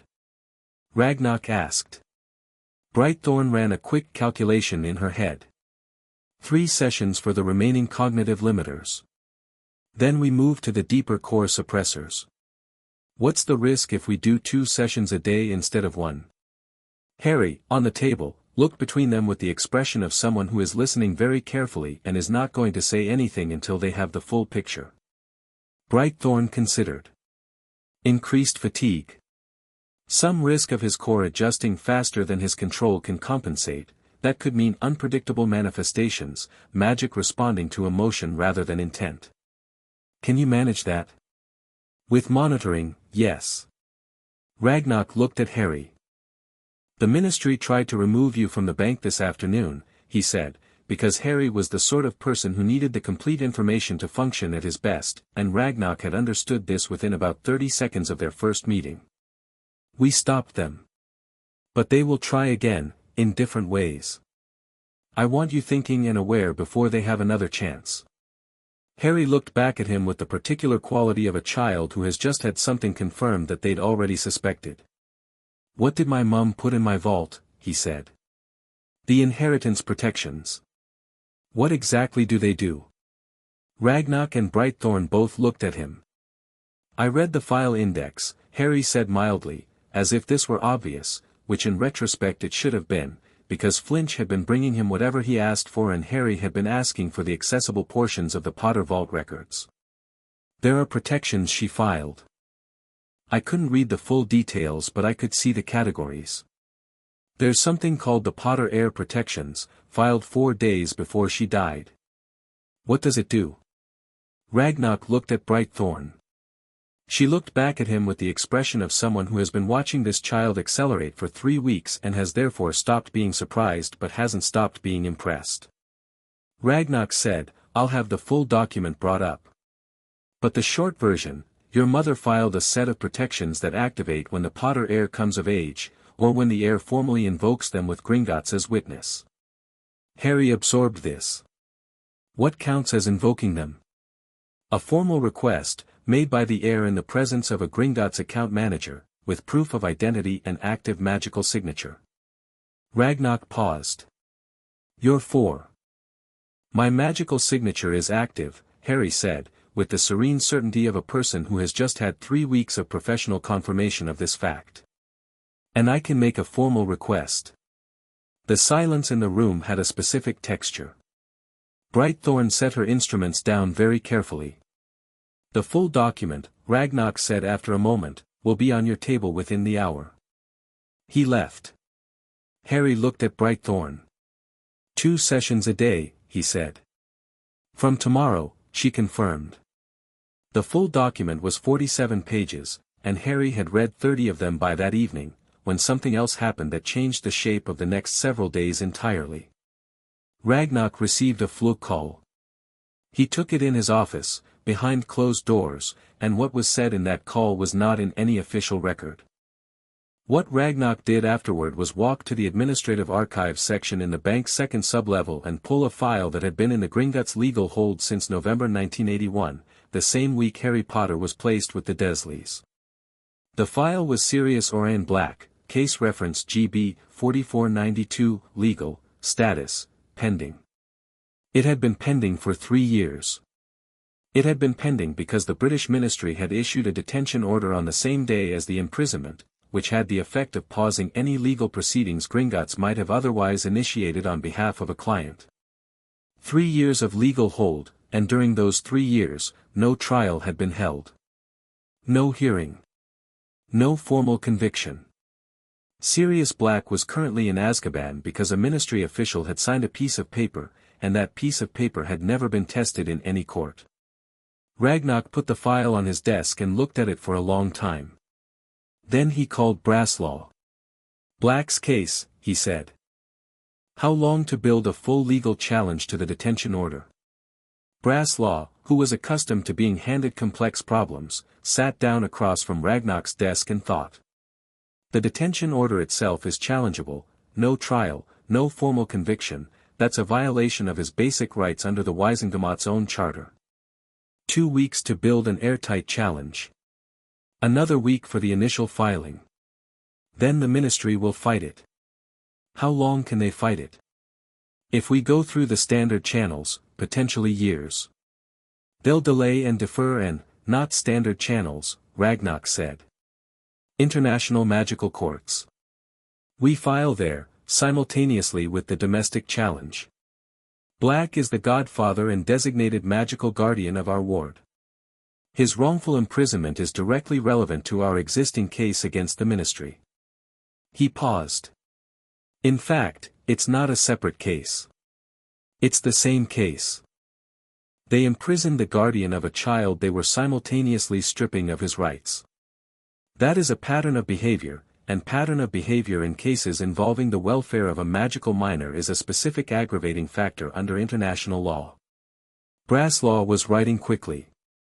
If Black is released through this process, when Black is released, Ragnarok said, he becomes our ward's legal guardian, which removes the last argument the ministry has for their custody attempt. They can't claim Harry needs ministry protection if Harry has a living, legally recognized magical guardian who has been available the entire time and was prevented from fulfilling that role by the same people we're already charging. He looked at the file. Start the challenge tonight. Brasslaw started it that night. 2 days later, Harry signed a formal document in the presence of Ragnarok and 3 witnesses, invoking the Potter heir protections under Gringotts' witness.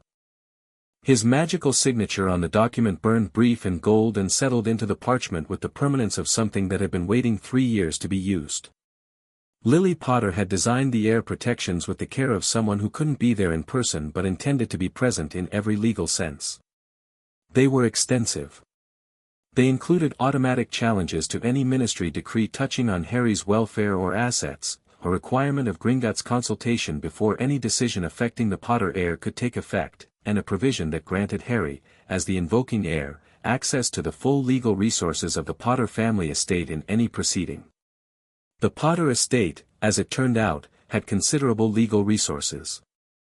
Because the next morning, the mediation session was 3 days away, and Harry was sitting cross-legged on his bed reading a book about magical law at a speed that would have concerned anyone who hadn't been watching him for 3 weeks and didn't therefore know that he was genuinely processing it rather than skimming.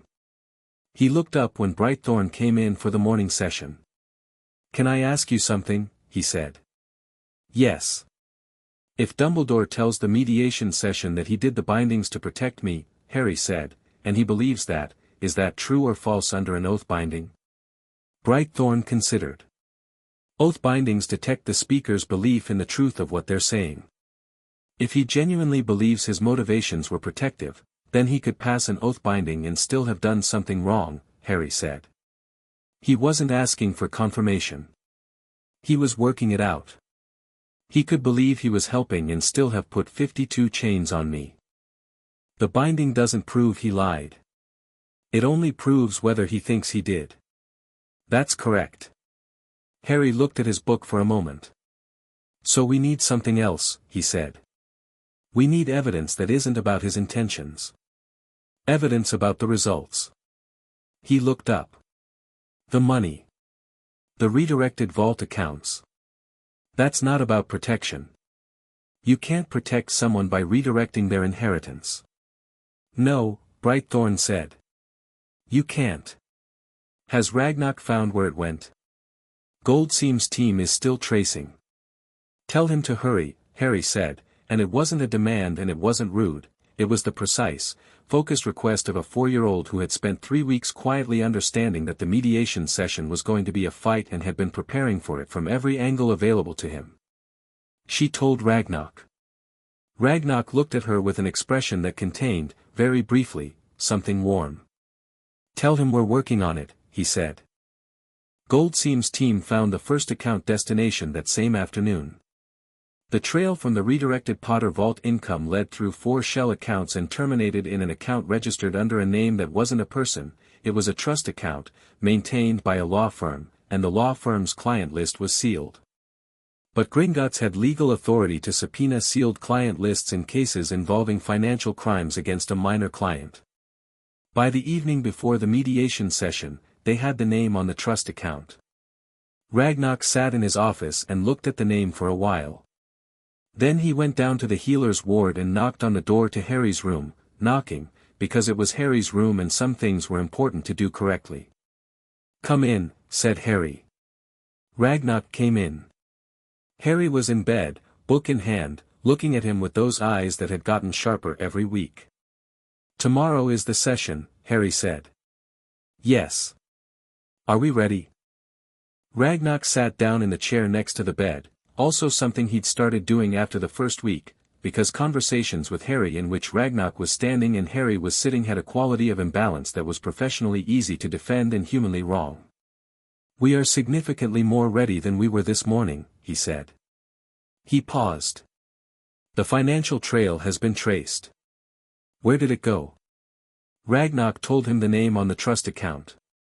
Harry was quiet for a moment. Then, who is that? An organization, Ragnarok said. Technically a charitable trust, registered with the Ministry of Magic, with a stated purpose of funding magical education initiatives and orphan welfare programs. He paused. In practice, for the past 3 years, it has been funded significantly by redirected minor client inheritance, and its expenditure records show a pattern of payments to a small number of individuals whose roles in the organization are not publicly listed. Harry worked through this. So money from my parents, money that was supposed to be mine, went to an organization that was using it to pay people. People who were involved, Ragnarok said carefully, in the arrangements regarding you. They were paying themselves, Harry said flatly. Ragnarok did not comment on the directness of this summary, which was entirely accurate. We have the full documentation. It will be presented at the session tomorrow. Harry was quiet for a longer moment this time. His face did the thing it occasionally did, the brief, unguarded flash of something that was just a child feeling the full weight of a thing. Then it settled. Brightthorn says she'll have 29 bindings off by tomorrow, he said. I know. That's almost 60%. I know. I want to be there, Harry said. At the session. You agreed with Dumbledore that I'd be there. I want to actually be there, not sitting quietly in a corner. I want to speak. Ragnarok looked at him. In 30 years of running Gringotts, he had never once modified his position because a 4-year-old asked him to. He had never needed to.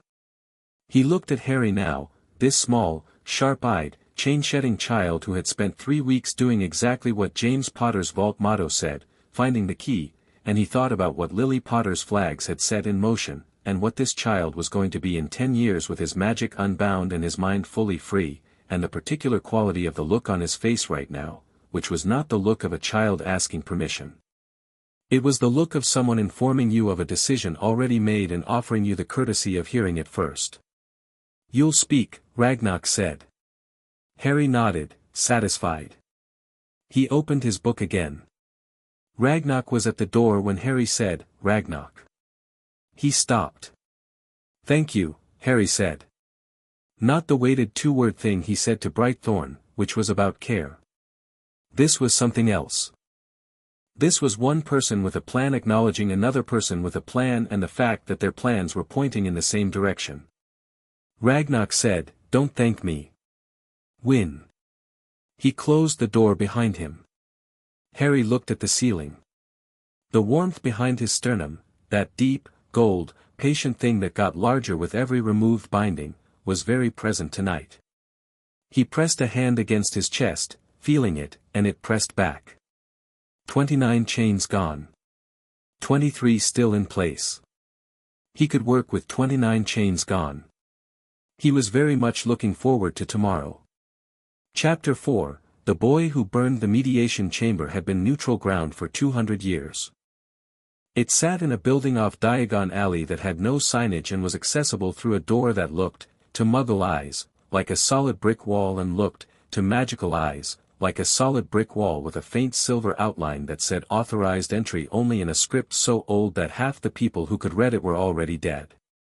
The interior was high-ceilinged, stone-floored, deliberately plain in the way of spaces designed to give neither side an aesthetic advantage.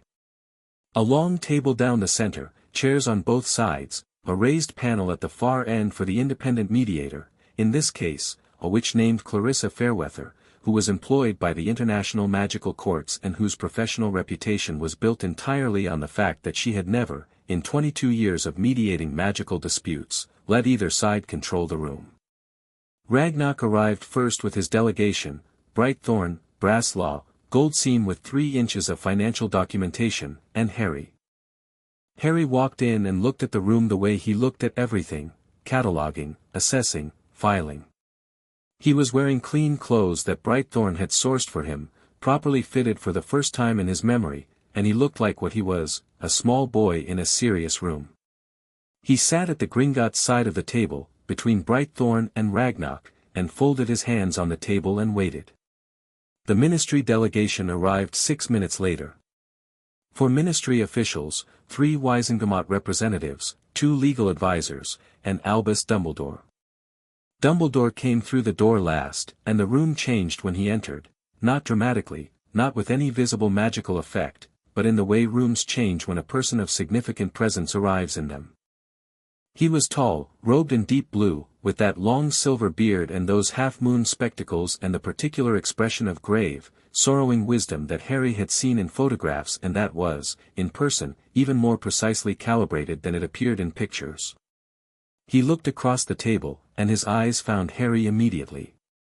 His expression did something complex, something that, on a less controlled face, might have been surprise. He had expected, perhaps, to find a confused child, a frightened child, a child surrounded by goblins and looking to them for cues. What he found was Harry sitting with his hands folded on the table looking back at him with an expression of calm, specific attention that belonged to someone considerably older and considerably less confused than expected. Dumbledore's composure was excellent. He settled it back into place within 2 seconds and took his seat. "Good morning," said Fairweather, from the raised panel. "For the record, this session is conducted under oath binding, which all parties agreed to in the pre-session documentation. The binding activates the moment you begin speaking. Intentional falsehoods will be flagged and noted in the record. The session covers the matters outlined in the Gringotts Declaration dated," she cited the date. "We will hear from Gringotts first, then from the ministry, and then, as agreed, from the minor client himself. Are both parties ready?" "Ready," said Ragnarok. "Ready," said the lead ministry official, a man named Thackeray whose eyes had been moving between Harry and Dumbledore with the expression of someone who feels they are sitting between 2 different weather systems and hasn't decided which is more dangerous. The oath binding settled over the room like a change in air pressure, subtle, but there.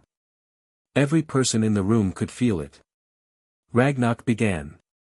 He spoke for 40 minutes, and he spoke the way Gringotts built vaults, with precision and weight, nothing extraneous, every component load-bearing. He presented the examination findings, walking through each binding category with Brightthorn's clinical documentation projected in the air above the table for every person in the room to see clearly. He presented the magical signature analysis. He presented the hereditary assessments. He presented the conditions Harry had been found in. He presented the financial documentation. Goldstein took over at this point, because financial crimes were her territory, and she walked the room through the account trail with the relentless precision of someone who has spent 3 weeks following money through 4 layers of obfuscation and has arrived at the other end with a very clear picture and a very complete file. The trust account. The shell accounts. The payments. The names.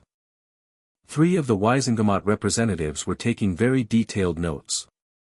2 of the ministry officials had the expression of people who were hoping their faces were not communicating what they were communicating. Dumbledore listened to all of it without visible distress, his hands folded on the table, his expression grave and attentive. He did not interrupt. He did not object. He watched the evidence being presented the way a chess player watches the board, looking not at the current position but at the positions that would follow. Ragnarok concluded by placing one final document in the center of the table. The formal petition for full legal guardianship of Harry Potter, filed through the International Magical Courts, supported by the evidence presented. And the formal notice, also filed internationally, of the illegal detention of Sirius Orion Black, godfather and designated magical guardian of the Potter heir, whose continued imprisonment directly served the interests of those seeking to maintain unauthorized control over the child. He paused. We request that Mr. Black's detention be reviewed at the earliest opportunity. The filing has already been accepted by the international courts. The ministry side of the table had a very particular quality of silence. The kind that happens when people are recalculating. Thank you, said Fairweather. Ministry response. Thackeray began. His presentation was competent, and its core argument was the one Dumbledore had prepared: protection, necessity, the extraordinary circumstances of the post-war period, the threat that Harry's power represented as a beacon for dark wizards, the difficulty of making perfect decisions in imperfect circumstances. It was a good argument. It was articulated well. It had the particular quality of arguments that work on people who want to be reassured and don't look too hard at the gaps. The gaps were notable. The financial crimes were addressed in a single paragraph that used the phrase administrative error 3 times and cited the difficulty of managing a complex estate arrangement quickly after a loss. The cognitive bindings were described as minimal protective dampening. The scar binding was not addressed at all. Fairweather noted the omissions in the record with the professional neutrality of someone whose job is not to argue but to ensure everything is documented exactly as it is. Then Dumbledore spoke. He had not been scheduled to present. The session format called for ministry representatives, not individuals, but Thackeray smoothly introduced him as a key witness, and Fairweather allowed it because witness testimony was within the session structure, and Dumbledore rose and stood at the table with the gravity of a man who has delivered difficult news with compassion many times and has learned exactly how to do it. I want to begin, he said, by saying something directly. He looked across the table, not at Ragnarok, but at Harry. I am sorry that you are hurting. Whatever my intentions were, and I will explain them fully, the fact of your pain is not something I can argue with or explain away. I see you sitting there, and I am sorry. Harry looked back at him. His expression was attentive and completely unmoved, in the way of someone who has been pre-vaccinated against a specific thing and is watching it fail to affect them. Dumbledore noted this. His expression shifted fractionally. The bindings placed on Harry were placed in the week following the deaths of James and Lily Potter, he continued, and the oath binding around the room was quiet, no flag, no alert, because he was speaking what he believed. Voldemort, though defeated, was not destroyed. The prophecy, he paused, and something shifted in the room at that word. There is a prophecy involving Harry. Made before his birth. It marks him as the one with the power to defeat Voldemort permanently, and it marks Voldemort as aware of this.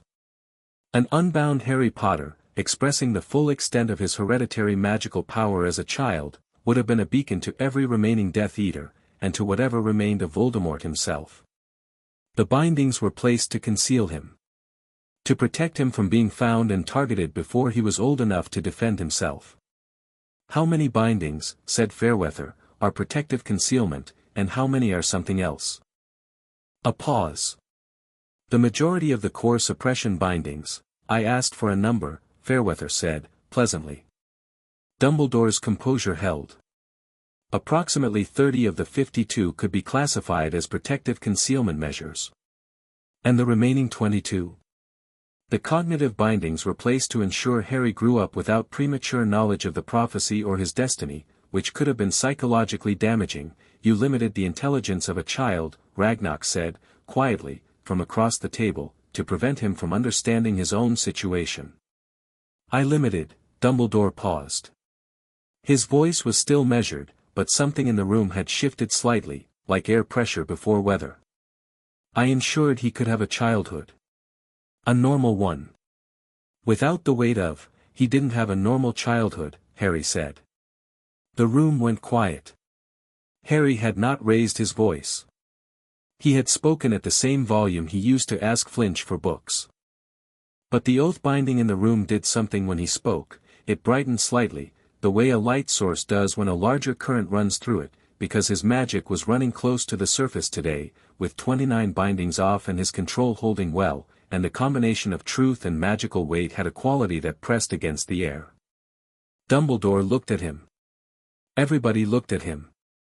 I lived in a cupboard, Harry said. I had chronic headaches. My aunt and uncle didn't. He paused, precise and careful, choosing words with the accuracy of someone who has been reading law for 3 weeks. My relatives did not treat me well. You knew where I was. You knew what the conditions were. Healer Brightthorn's report is in evidence. It includes observations about my physical condition when I arrived at Gringotts. He kept his eyes on Dumbledore. None of that is about Voldemort. None of that is about a prophecy. You put me somewhere difficult and left me there, and you put cognitive bindings on me so I wouldn't ask questions about why. Dumbledore said, gently, Harry, the financial accounts, Harry said, as if there hadn't been an interruption. The trust account. The money redirected from my parents' vault. That isn't protective concealment. You can't conceal someone with money. What is that for? The oath binding waited. Dumbledore said, those accounts were established to fund, and then stopped. The oath binding didn't flag, because he wasn't lying, but the pause was visible and everyone in the room could see him editing in real time, choosing the version of the truth that worked. To fund the ongoing efforts to monitor and manage threats to you and to the wider wizarding community. Operational expenses paid to individuals who were involved in placing the bindings on me, Goldseam said, from her seat, producing a document. Including a payment, made 18 months ago, to a ministry official currently sitting at this table. The ministry side erupted, not loudly, but in the specific way of people who all turned to look at the same person simultaneously. The official in question, a man named Cropper who had been sitting very still for the past 40 minutes, went a color that had no pleasant name. Fairweather said, for the record, this is being documented. Cropper said nothing. His mouth opened and closed once. I want to address the scar, Brightthorn said, from her seat. She hadn't been scheduled to speak until her testimony segment, but Fairweather allowed it. In the interest of a complete record, because it hasn't been raised on the ministry side. She turned to look at Dumbledore directly. You placed a containment binding on Harry Potter's scar when he was less than 2 years old. The binding is holding a fragment of Voldemort's soul that transferred during the killing curse. You knew this. You placed the binding. You then placed the child in an unmonitored residence, with no magical support, with no ongoing medical assessment, while he carried an active dark artifact in his own body. I have been managing that binding for 3 weeks and I have documented the power drain it causes. Harry's magical development has been partially siphoned for 3 years to keep that containment stable. She paused. Professor Dumbledore. Under oath. Did you know what was in the scar? Every person in the room was very still. Dumbledore was quiet for a moment that had a distinct texture. Yes, he said. The oath binding was calm. He believed it. He had known. He had always known. Did you disclose this to any ministry official, healer, or guardian responsible for Harry's welfare? Another pause. No. Why not? Dumbledore's hands, folded on the table, were very still. Because disclosure would have created pressure to remove it prematurely. The fragment needed to remain contained until Harry was old enough and powerful enough to. He stopped. To what? Ragnarok said, very quietly. Dumbledore didn't finish the sentence. He didn't finish it because finishing it would have required saying something true under oath that he was not prepared to say in this room, with this record, in front of these witnesses. Whatever he had intended for that fragment, whatever plan he had built around the existence of the thing in Harry's scar, the plan that required Harry's power to be suppressed and his mind to be limited and his guardian to be imprisoned and himself to be the only person who held the full picture, that plan did not end with a finished sentence in a mediation chamber. The silence stretched.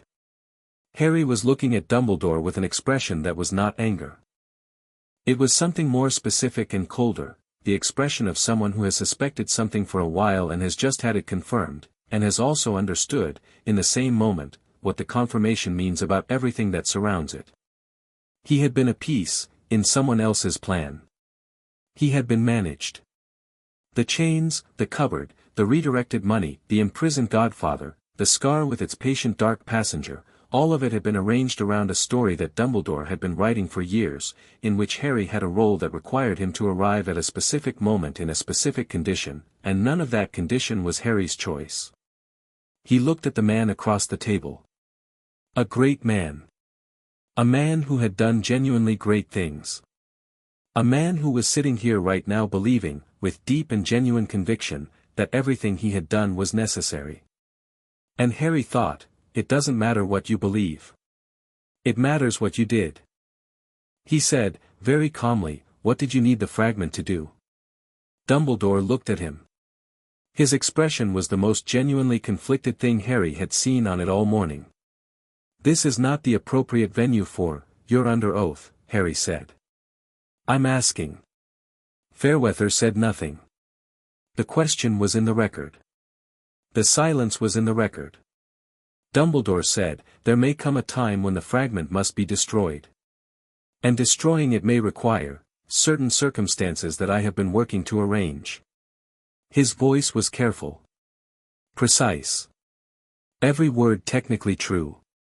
Circumstances that would be best understood in full context, in a private, the circumstances require me, Harry said. Not a question. He had read enough law in 3 weeks, had had enough of his cognitive limiters removed, had enough of his perceptions freed to see where this sentence wanted to go. The plan for destroying the fragment involves me in a specific way. That's why you needed the power suppressed, so I couldn't develop faster than the plan required. That's why you needed the cognitive bindings, so I wouldn't figure it out. That's why Sirius needed to stay in Azkaban, because a guardian who knew me and loved me and had full access to me might have discovered what was in my scar and made different choices than you wanted made. Dumbledore was silent. The oath binding was silent. He wasn't going to contradict anything Harry had said, because Harry had said nothing untrue. Ragnarok had known most of this. He had suspected the rest. He was watching Dumbledore with the expression of a man who has laid a very careful trap and has just watched it close.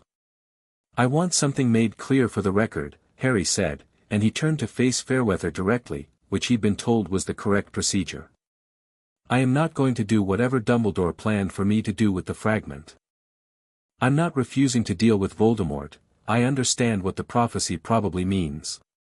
But I'm going to deal with it on my terms, with my magic fully intact and my mind fully free, with my godfather present and Gringotts support, and I'm going to make that choice when I understand it fully, not when someone decides I've arrived at the moment they designed for me.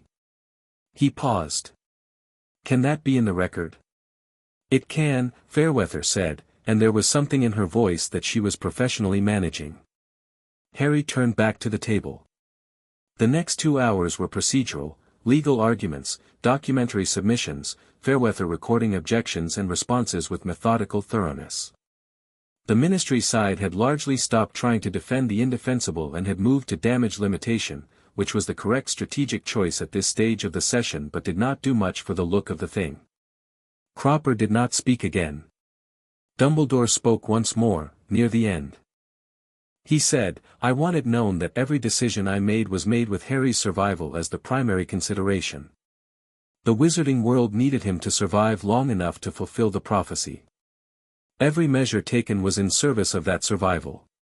"He was in a cupboard," Brightthorn said, for the second time. "He was alive," Dumbledore said. "And safe from Voldemort. He had chronic headaches, below normal development, suppressed immunity, and magic that someone was siphoning to fuel a containment binding they never told anyone about," Brightthorn said, each word precise and level. "That is not safe. That is managed. Those are different things." Dumbledore had no answer for this that he could give under oath. The session adjourned for lunch, which Fairweather called at 1 p.m. with the decisive authority of someone who has seen the temperature of a room reach a point where a break is more productive than continuing. Harry got up from his chair. He was tired. The morning had required a quality of focus that even 3 weeks of accelerating mental recovery made demanding, and he could feel it in the particular dull pressure behind his eyes that was his remaining cognitive limiters working harder than usual under the strain. But it was a clean tiredness. The kind that comes after doing something that needed doing. Ragnarok fell into step beside him as they moved toward the side room where food had been laid out. "The fragment," Ragnarok said, quietly, so only Harry could hear. "I know," Harry said. "We'll deal with it. On your timeline." "I know." A pause. "You did well in there," Ragnarok said. "He's very good," Harry said, not with admiration but with the clinical acknowledgement of a chess player for a strong opponent. "He really believes it. He really thinks he was right." "Yes. That makes him more dangerous than someone who knows they're wrong," Harry said. "Someone who knows they're wrong can be stopped by consequences. Someone who believes they're right," he paused, thinking. "You have to change what's possible for them. You have to make the thing they want to do unavailable, not just illegal." Ragnarok looked at him for a moment. He had, in his career, sat across the table from kings, ministers, and dark wizards' lieutenants, and he had identified quickly who among them was worth taking seriously and who was performing seriousness. Harry Potter at 4 years old, with 29 bindings off and 23 still in place and the morning's entire confrontation still present in his face, was worth taking very seriously. "The international filing," Ragnarok said. "Once accepted, and it will be, Dumbledore's access to you will require Gringotts' authorization. He won't be able to place anything on you, move you, plan for you, or involve you in anything without our knowledge and agreement." Harry nodded. "And serious?" "The detention challenge has been formally filed. The international courts have accepted it. Given the evidence of wrongful imprisonment in direct connection to our existing case, I expect a response within a month." Harry absorbed this. A month is a long time. For a child, yes, Ragnarok agreed. For a legal system, it's extraordinary speed. Harry accepted this with the grace of someone who has learned to respect expertise even when it's inconvenient. They ate lunch. Harry ate more than he usually did, which Brightthorn noted in the category of good signs that she maintained privately and never discussed in front of him. The afternoon session began. It was quieter than the morning. The fireworks had happened. What remained was the formal processing, Fairweather issuing interim rulings on each point, the ministry's legal advisors noting objections that everyone in the room knew were going into a record that the international courts would review and that therefore needed to be exactly correct rather than strategically persuasive. Fairweather issued 6 interim rulings before the session ended. Each one landed on Gringotts' side of the table. The first, Gringotts' protective jurisdiction over Harry Potter, was formally recognized as valid and internationally compliant. The ministry custody warrant was voided. The second, the examination findings were entered into the international record as evidence of crimes against a minor, to be referred to the international magical courts for formal prosecution consideration. The third, the financial redirection documentation, was entered as evidence of financial crimes against a minor client, also referred to the international courts. The fourth, Albus Dumbledore was formally notified that his access to Harry Potter was suspended pending the outcome of international court proceedings, and that any attempt to contact, approach, or magically affect Harry Potter would constitute contempt of the ongoing international proceeding. The fifth, the Ministry official Cropper was formally referred for investigation by the Wisengamot's own Ethics Committee, based on the payment documentation entered in evidence. The sixth, the matter of Sirius Black's detention was formally noted as connected to the primary case and referred to the international courts for expedited review. Dumbledore listened to all 6 rulings with his hands folded on the table and his expression holding the particular quality of a man who is accepting the current position while already thinking about the next 40 moves. When the session ended and people began gathering their documents, Harry stood up. Dumbledore stood across the table. They were in the same room, with nothing between them except the width of the iron table and 6 interim rulings and 3 weeks of chain removal and the full weight of Gringotts law. Dumbledore looked at him with something that was, genuinely, grief. Not performance, not strategy. He looked at Harry the way you look at someone when the thing you most want to say is something you have no right to say, and all the things you do have the right to say are inadequate. Harry looked back at him, and his expression was not angry and not forgiving and not confused. "I'm going to learn everything," Harry said to him, exactly as he'd said to Brightthorn. "I'm going to get every chain off. I'm going to know everything you know about the prophecy and the fragment and whatever else you planned. And then I'm going to make my own choices." He paused. "I might even make some of the same choices you would have made. But they'll be mine." Dumbledore said, quietly, "You're 4 years old, Harry." "Yes," Harry said. "And look what I've done so far." He turned and walked toward Ragnock and Brightthorn and the door, and didn't look back. Outside the mediation building, on the street, the late afternoon light was doing that particular gold thing it does in autumn, and Harry stood on the pavement for a moment and let it hit his face and breathed. Something happened. Nothing visible. Nothing dramatic. But the warmth behind his sternum, the gold, patient, enormous thing that had been growing with every removed binding, surged briefly, not outward but upward, and for about 3 seconds the air around Harry was a fractional degree warmer than it should have been, and the light that hit him seemed to find him more specifically than it found anyone else on the street. Then it settled. Harry exhaled. "Right," he said to no one in particular. He walked back to the Gringotts cart with Ragnock and Brightthorn and Brasslaw and Goldseam, back through the marble hall, back down the corridor to the familiar room with the examination table and the instruments and the biscuits on the counter. He ate 2 biscuits. He sat on the table. "Tomorrow," he said to Brightthorn. 2 sessions. 2 sessions, she agreed. That evening, alone in his room, Harry lay on his back and looked at the ceiling and pressed his fingers against his own palm and reached for the warmth, and it came easily now, huge and warm and patient and entirely his. He could feel the remaining bindings against it, each one a distinct resistance, a specific shape of constraint. He was getting to know them individually now, the way you get to know an obstacle when you've been walking around it long enough. 23 left. He was going to enjoy taking them off. He closed his eyes, and the gold behind them was steady and warm, and in the dark of the room the temperature was, by a fraction that no instrument would have caught, slightly higher than it should have been. He slept. He dreamed, for the first time, about flying. Chapter 5, witnesses the assassination attempt happened on a Tuesday. Which was, Harry would later point out, very rude, because Tuesdays were his best days for removal sessions.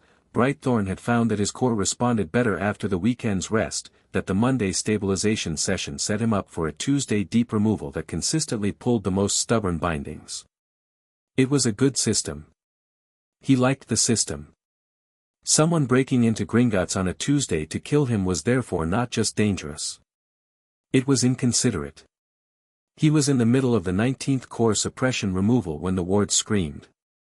Not metaphorically, Gringotts security wards had a physical alarm component that Ragnock had apparently personally specified when he redesigned them in 1979, something between a high note and a subsonic pressure wave that hit every person in the building simultaneously in the chest. Harry felt it. Brightthorn felt it and had her instruments down and a wand in her hand in about a second and a half, which impressed him. Intrusion, she said, which was technically information Harry had already processed. Stay here. Where is it? Harry asked. Harry, where is it? He said again, and the tone was the same tone he'd used at the mediation session, not demanding, not petulant, just precise and fully committed to getting the answer. She looked at the ward indicator on the wall, a panel of small stones, each keyed to a different section of the bank, that changed color under alert conditions. One stone was deep red. The upper corridor. Between the main hall and the client care wing. Between the main hall and the client care wing was, Harry noted, between the entrance and him. How many? He said. I don't. The door to the examination room burst open. Not from an explosion, from a security goblin coming through it at speed, armor up, spear in hand. His name was Ironjaw, and Harry had met him 3 times, and he was the largest goblin in the building and carried himself like someone who had been specifically shaped by the universe for the purpose of standing between things and other things. We have 3 intruders, Ironjaw said, to Brightthorn, because she was the senior person in the room and that was protocol. 2 have been contained. The 3rd, a sound from the corridor. Something between a crack of displaced air and the groan of stone under sudden stress. The 3rd is more than we expected. Brightthorn said, Healer's ward is off limits. I don't care what you need to. The wall to Harry's left developed a crack. A long, deliberate one, running from floor to ceiling, and then the crack widened, and the stone on the other side exploded inward. Not a subtly managed breach. A forceful one. Someone on the other side had hit the wall with enough magic to crack Gringotts' stone, which was not supposed to be crackable, which meant whoever was on the other side was hitting it with extraordinary power or extraordinary specific knowledge of where the structural wards were weakest, or both. Through the smoke and stone dust came a figure in dark robes, masked, moving fast, wand raised, and the first curse they fired was not aimed at Ironjaw or Brightthorn but directly at Harry.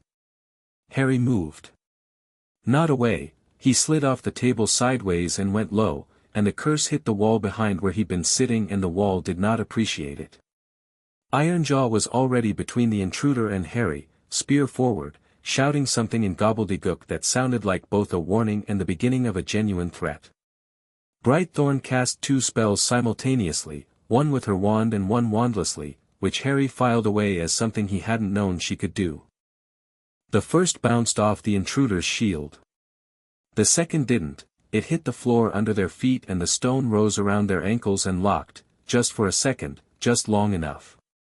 The intruder broke it in 2 seconds, which meant they were very strong.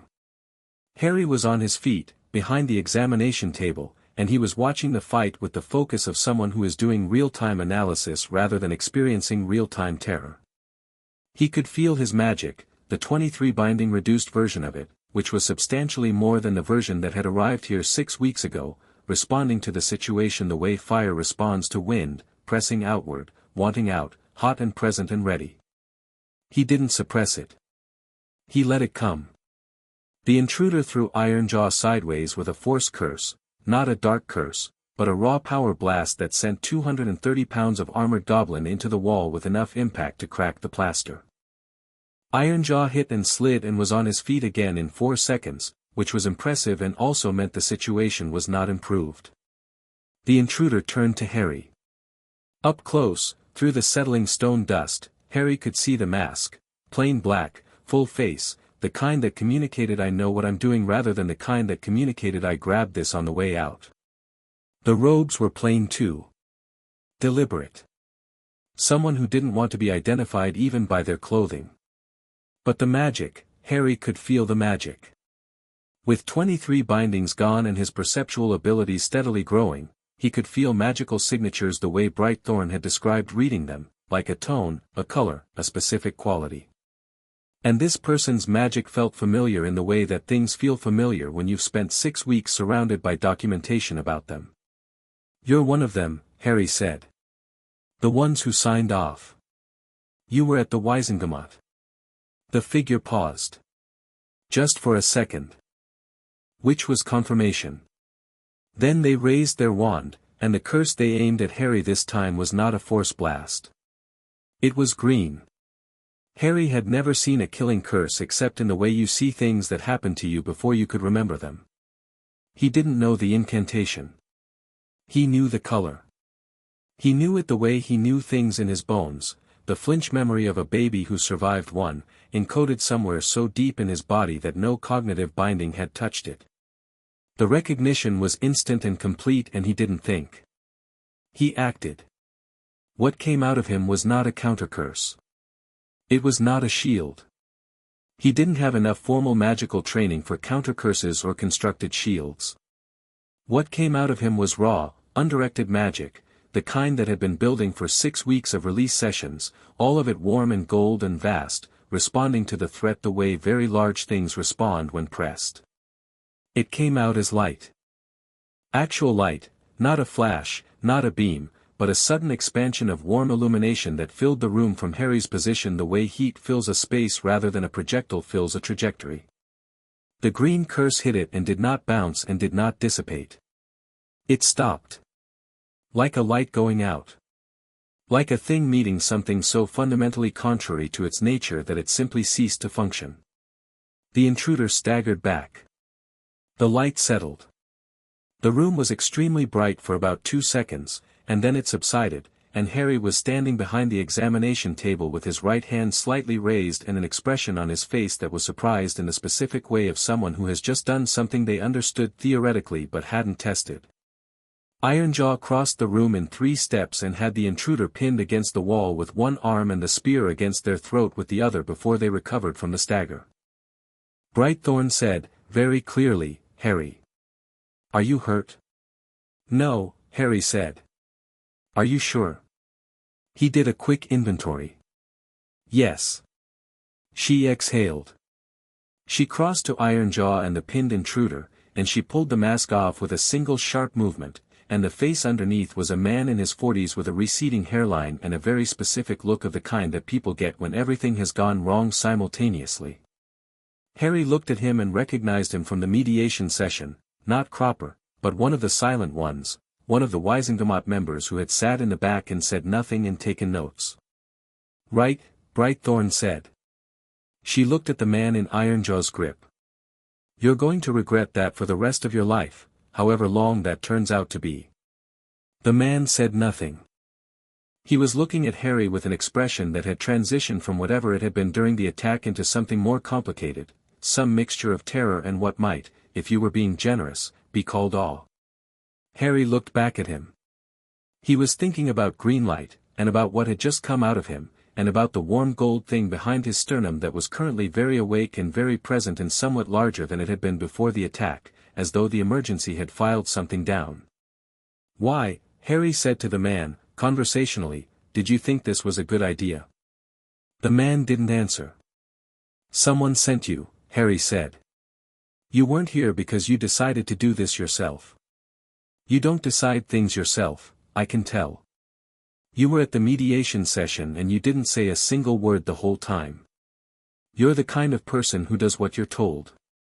He was watching the man's face. "Who told you?" Ironjaw increased the pressure of the spear slightly.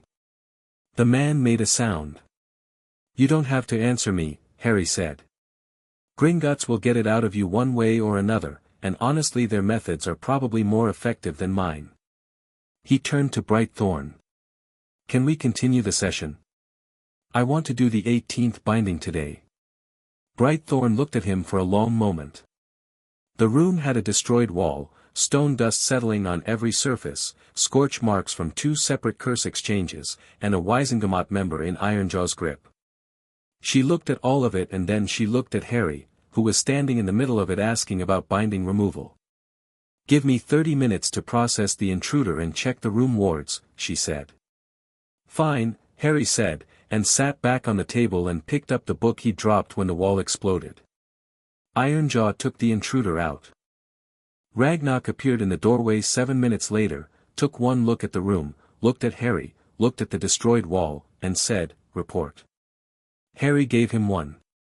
Precise, ordered, with details included in logical sequence. The magical signature recognition. The Wizengamot identification.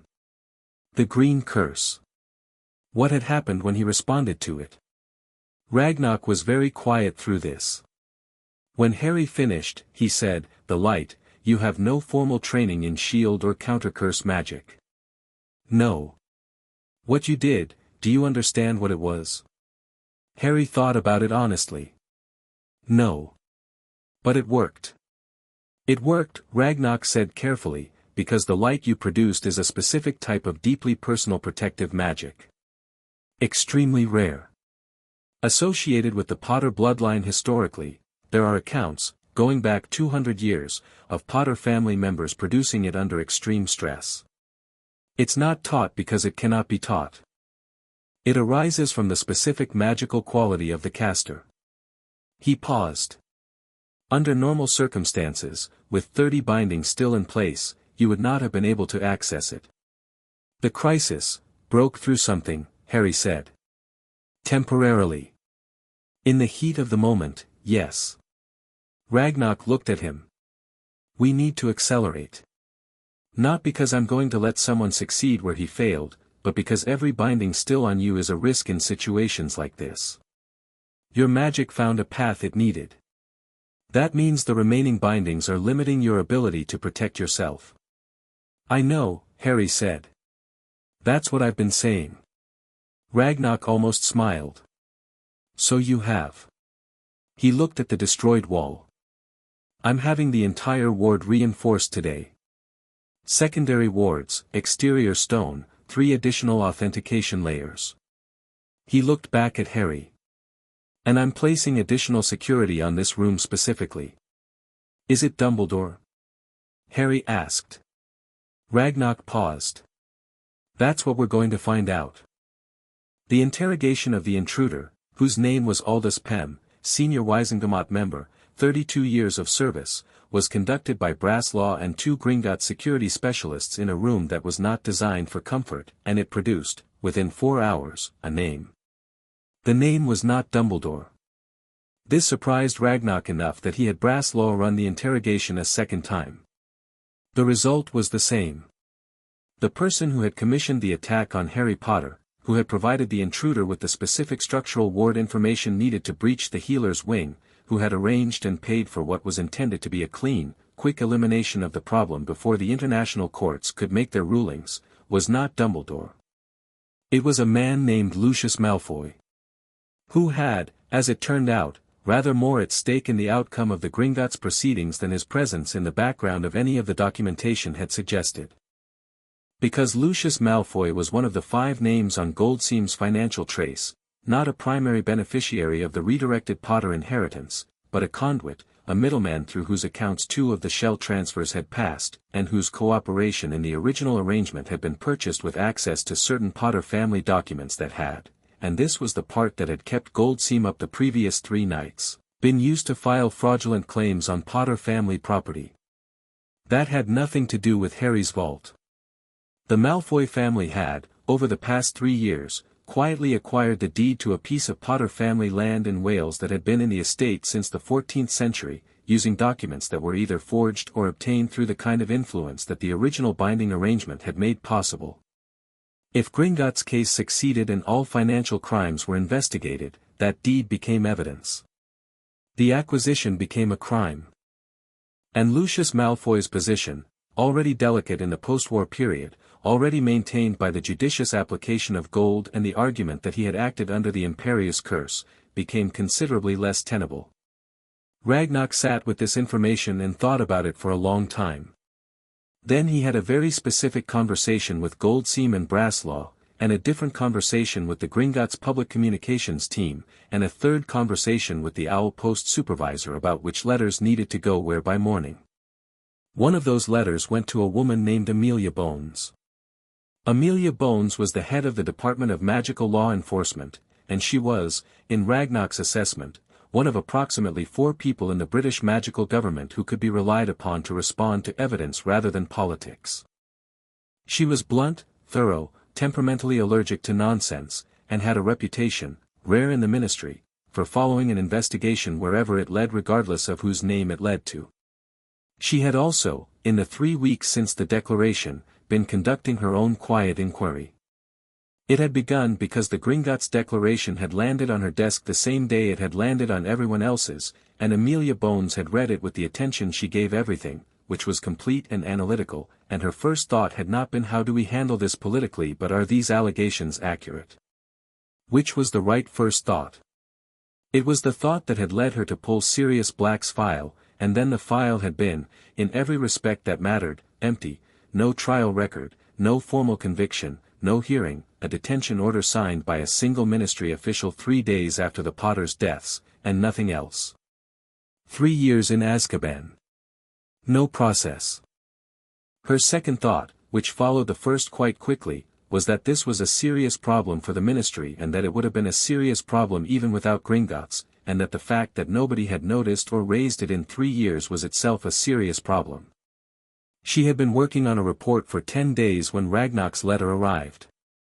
The letter contained 3 things, a summary of the assassination attempt, the name of the person who had commissioned it, and a complete copy of Goldseam's financial trace, including the Malfoy land acquisition. Bones read all of it. She got up, made herself tea, came back, and read it again. Then she picked up her own quill and began writing. Not to Ragnarok. Not to Dumbledore. Not to the minister. To the International Magical Courts, formally requesting admission as a cooperating witness in the matter of Harry James Potter. She sent the letter before the tea was cold. The response arrived the next morning, admitted, with a hearing date set for 2 weeks from the mediation session. She went to work. Her investigation, now running in parallel with Gringotts, opened 3 things in rapid succession. The first was a formal inquiry into the circumstances of Sirius Black's detention, which triggered an automatic review by the Wisengamot's Legal Standards Committee, a committee which, when presented with Black's file and asked to point to the section containing his trial record, could not do so, because no section containing a trial record existed. The committee chair sent Bones a memo that had the quality of someone trying to express institutional horror through professional language. The second was a formal investigation into Lucius Malfoy for the Assassination Commission and the land fraud, which Malfoy responded to by immediately hiring 4 legal representatives and releasing a statement through the Prophet claiming the investigation was politically motivated. The Prophet ran the statement. It also ran, on the same page, a summary of Goldseam's financial documentation, which Ragnarok had provided to 3 separate independent journalists simultaneously, so that no single editor could spike it. The story broke across the British magical world like a stone through a window. Public response was not what the ministry had hoped. Some of it was defensive. Dumbledore's supporters, of whom there were many, responded to the story with the specific vigor of people whose faith in a person is being challenged and who experience the challenge as an attack. They wrote letters. They organized. Dumbledore himself gave an interview to the Prophet in which he spoke with measured sorrow about the danger of misinterpreting protective measures, about the complexity of post-war decisions, about his deep and genuine care for Harry Potter's well-being. The interview was widely read and generated significant sympathy. It also generated, from a group of people who were not Dumbledore's traditional supporters and who read the financial documentation more carefully than the interview, a set of very specific questions that the interview had not addressed. The questions were about the money. Because you could argue about magical bindings, you could frame them as protective and find people willing to believe the framing, especially when the framing came from someone with 50 years of credibility. But you couldn't frame inheritance redirection into a charitable trust that paid people involved in the arrangement as anything other than what it was, once the numbers were laid out clearly. Numbers didn't respond to framing. Numbers were the numbers. Amelia Bones held a press briefing on the 8th day of her investigation in which she presented, in her characteristic flat and factual style, the 5 specific financial violations she had confirmed independently of Gringotts' own documentation. She named 4 names. She did not name Dumbledore, not because his connection wasn't visible in the documentation, but because she was not yet at the point in her investigation where she was confident enough to name him publicly, and she was not the kind of person who moved before she was confident. She was, however, by day 8, significantly closer to that point than she had been on day 1. The Wizengamot fractured on day 9. Not dramatically, not with speeches or public statements. It fractured the way old stone fractures under sustained pressure, quietly, along the lines that had always been there, and then visibly. 8 members of the senior chamber submitted formal requests for the full financial documentation to be presented to a closed Wizengamot session. 2 of those 8 were people who had publicly supported the ministry's position on the Gringotts Declaration 3 weeks ago. Their requests were not a change of heart. They were the action of people who could read the trajectory of an investigation and were calculating where they needed to be standing when it concluded. 3 other members submitted a countermotion supporting Dumbledore, which passed narrowly and which Bones described in her private notes as exactly the kind of thing you do when you want to go on record supporting someone while also wanting to make sure the record shows you tried. In Gringotts, Harry heard about the fracture from Ragnarok, who described it over dinner. They had taken to eating together occasionally, in Ragnarok's office, in the late evenings when the business of the day had been processed and the quieter thinking could happen. It was not a formal arrangement. It had developed because Harry asked questions and Ragnarok answered them, and somewhere along the way the answering had become a conversation rather than a briefing. The 8 who requested the documents, Harry said, cutting directly to what mattered. Are they actually persuadable or are they positioning? Both, Ragnarok said. Which is fine. Positioning in the right direction still produces the right vote when it counts. What do we need from the Wizengamot? Ideally, a formal censure motion. Something that goes into the permanent record. Combined with the international court findings, a domestic censure makes the pattern of behavior unambiguous to any future observer. He paused. More immediately, we need the Wizengamot to approve the Black Detention Review. The Legal Standards Committee wants to, but the full chamber needs to formally authorize the release mechanism. Harry put his fork down. It's been 7 weeks. I know. He's been in Azkaban for 3 years, Harry said, for something he didn't do, and every week we wait. I know, Harry. Ragnarok's voice was not unkind. The legal process requires the steps in order. We skip a step and the release gets challenged and he goes back. We do it correctly and he's out and protected by rulings that no future ministry can reverse. A pause. 12 more days. That's the current projection for the Wizengamot vote. Harry looked at the wall for a moment. He was doing what he sometimes did when he was managing something, the precise internal discipline of a person who has learned, through hard experience, not to let emotion override function. Fine, he said. 12 days. In the meantime, Ragnarok said, the removal process. Harry's current count was 31 removed, 21 remaining, as of that morning. The acceleration to 2 sessions a day had held, and Brightthorn had developed a secondary methodology for the deeper bindings that was more time efficient without being less safe. At the current rate, they would have all 21 cleared within 3 weeks. 3 weeks of full removal. And then whatever came after. The scar binding, Harry said. He brought it up the way he brought up things he'd been thinking about for a while, at the right moment, without preamble. Brightthorn said you shouldn't remove it until you fully understand what happens to the fragment. That's still her position. The fragment needs to be addressed before the binding is removed, or the removal disrupts the containment and whatever's in the scar becomes uncontained. What does uncontained mean? Ragnarok was quiet for a moment. It means a piece of Voldemort's soul, free-floating, potentially able to seek a host. Harry absorbed this. So we can't just remove it. No. Can we destroy it first? The fragment? That's what we're researching. There is historical precedent for soul fragment destruction, the magical theory exists. The practical application is significantly more complex and has never been attempted on a living host. Harry looked at his hands. What was Dumbledore's plan for it? Ragnarok met his eyes. Neither of them said anything for a moment. Harry had raised this after the mediation session, the unfinished sentence, the thing Dumbledore hadn't said under oath.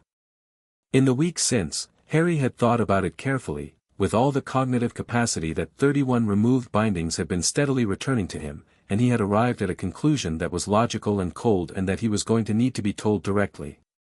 "Tell me," Harry said. Ragnock said, based on what Dumbledore testified to under oath, that the plan for the fragment required specific circumstances that he had been arranging, and based on the theoretical literature on soul fragment destruction, which Goldseam's research team has been reviewing, he paused. The only confirmed method of soul fragment destruction, in cases where the fragment resides in a living host, involves the death of the host. Momentarily.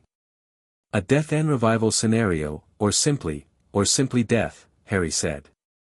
Yes. The silence in the room had a temperature. Harry was looking at the table. He planned for me to die, Harry said. To die and be revived. The theory requires the death to be voluntary, which is why he needed you not to know in advance. A willing, knowing sacrifice functions differently from. Ragnock stopped. I'm sorry. Harry was quiet for a long time. Not the kind of quiet that needed to be filled. The kind that needed to be allowed. Then he said, he thought it was necessary. Yes. He wasn't wrong that the fragment needs to be dealt with. No. He wasn't wrong about that. He was wrong about everything else. Harry looked up. We're going to find another way. We're already looking, Ragnock said. Good. Harry picked up his fork. Because I have a lot to do. I don't have time to die. Something very specific happened in Ragnock's face at that, the kind of thing that only happens when the defenses are momentarily insufficient for the feeling behind them. It was brief. He covered it quickly. No, he said. You don't. The Wisengamot vote on the Black Detention Review came in on day 11, one day ahead of projection, because Bones had given a second briefing on day 10 that had moved the undecided members in a decisive direction. It passed 14-9 in the senior chamber, with 3 abstentions.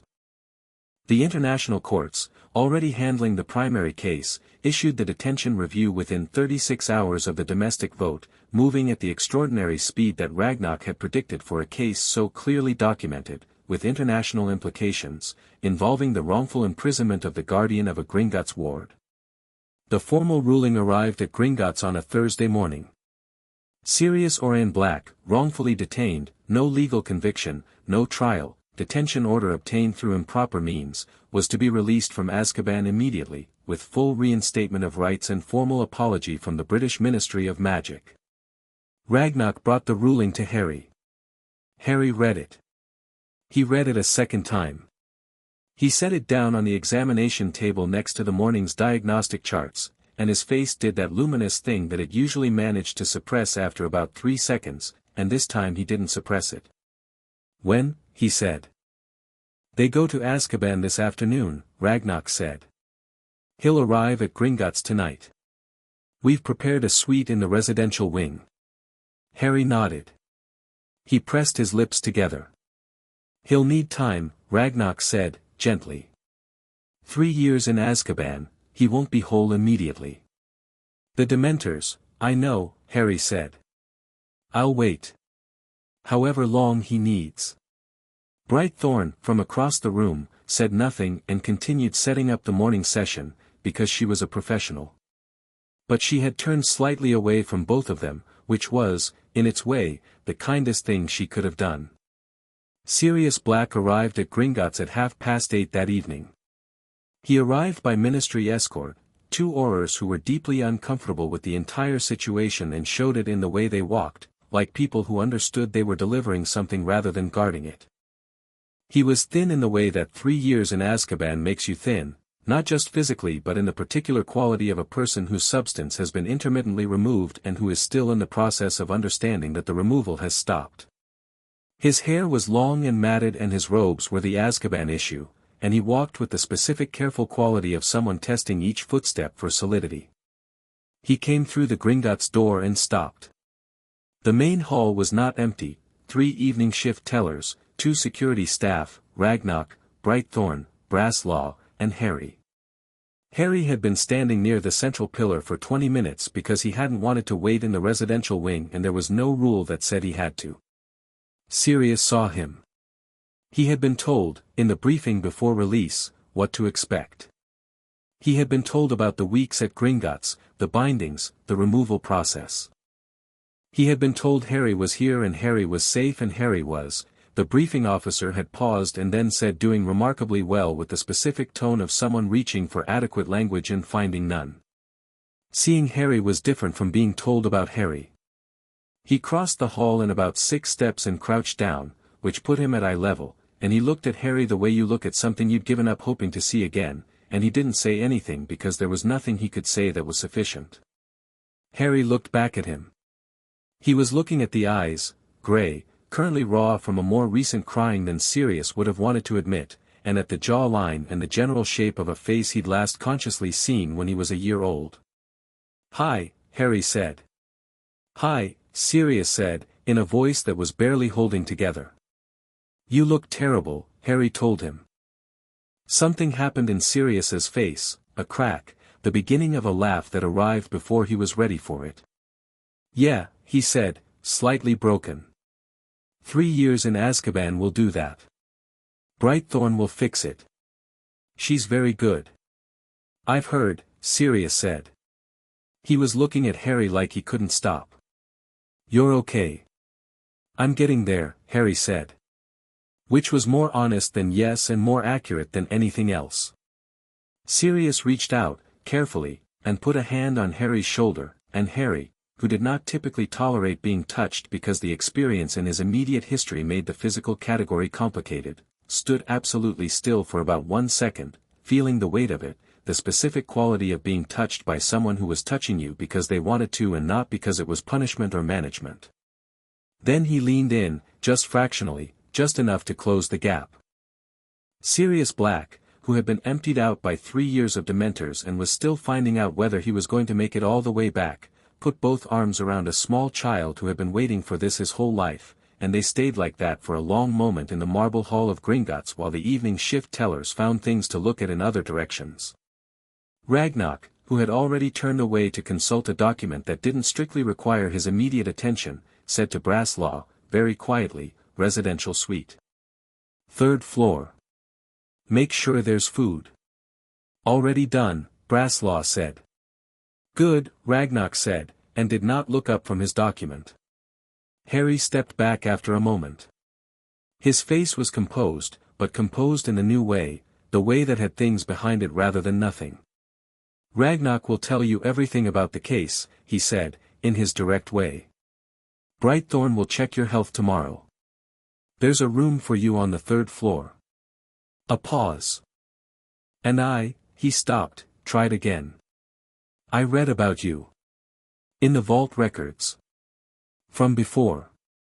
He looked at Sirius with those ancient eyes. "My dad's best friend. My mum's too. They trusted you." Sirius said, "Yeah. They did. So I'm prepared to," Harry said. "Trust you. If you want that." Sirius looked at him for a long moment. Then, more than anything, he said. Harry nodded, satisfied. "Good." He looked at Ragnarok. "Can we do a late session? I want to get the 19th binding tonight." Brightthorn made a sound from across the hall. "Tomorrow morning," she said. "First session at 8. Harry accepted this without argument. He walked toward the residential wing, then stopped, turned back. "Sirius," he said. Sirius looked up. "We're going to win," Harry said simply.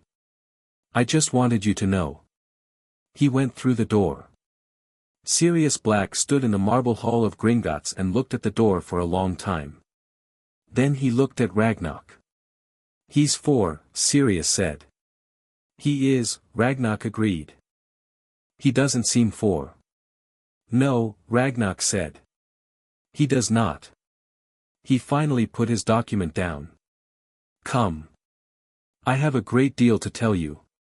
Chapter 6, Free. The final binding came off on a Wednesday morning, 8 weeks and 3 days after Harry had arrived at Gringotts with 5 removed cognitive limiters and the memory of a salt shaker sliding 4 inches across a table.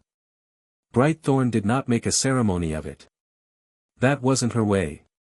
She set up exactly as she had every other morning, with the same instruments in the same sequence, and Harry sat on the table in the same position he always sat, and when she found the last binding, a deep core suppressor, the oldest one, placed first and therefore settled most thoroughly into the surrounding magical tissue, she worked on it with the same careful methodology she'd applied to all the others. It took 40 minutes. The others had taken between 12 and 30. This one had been there the longest.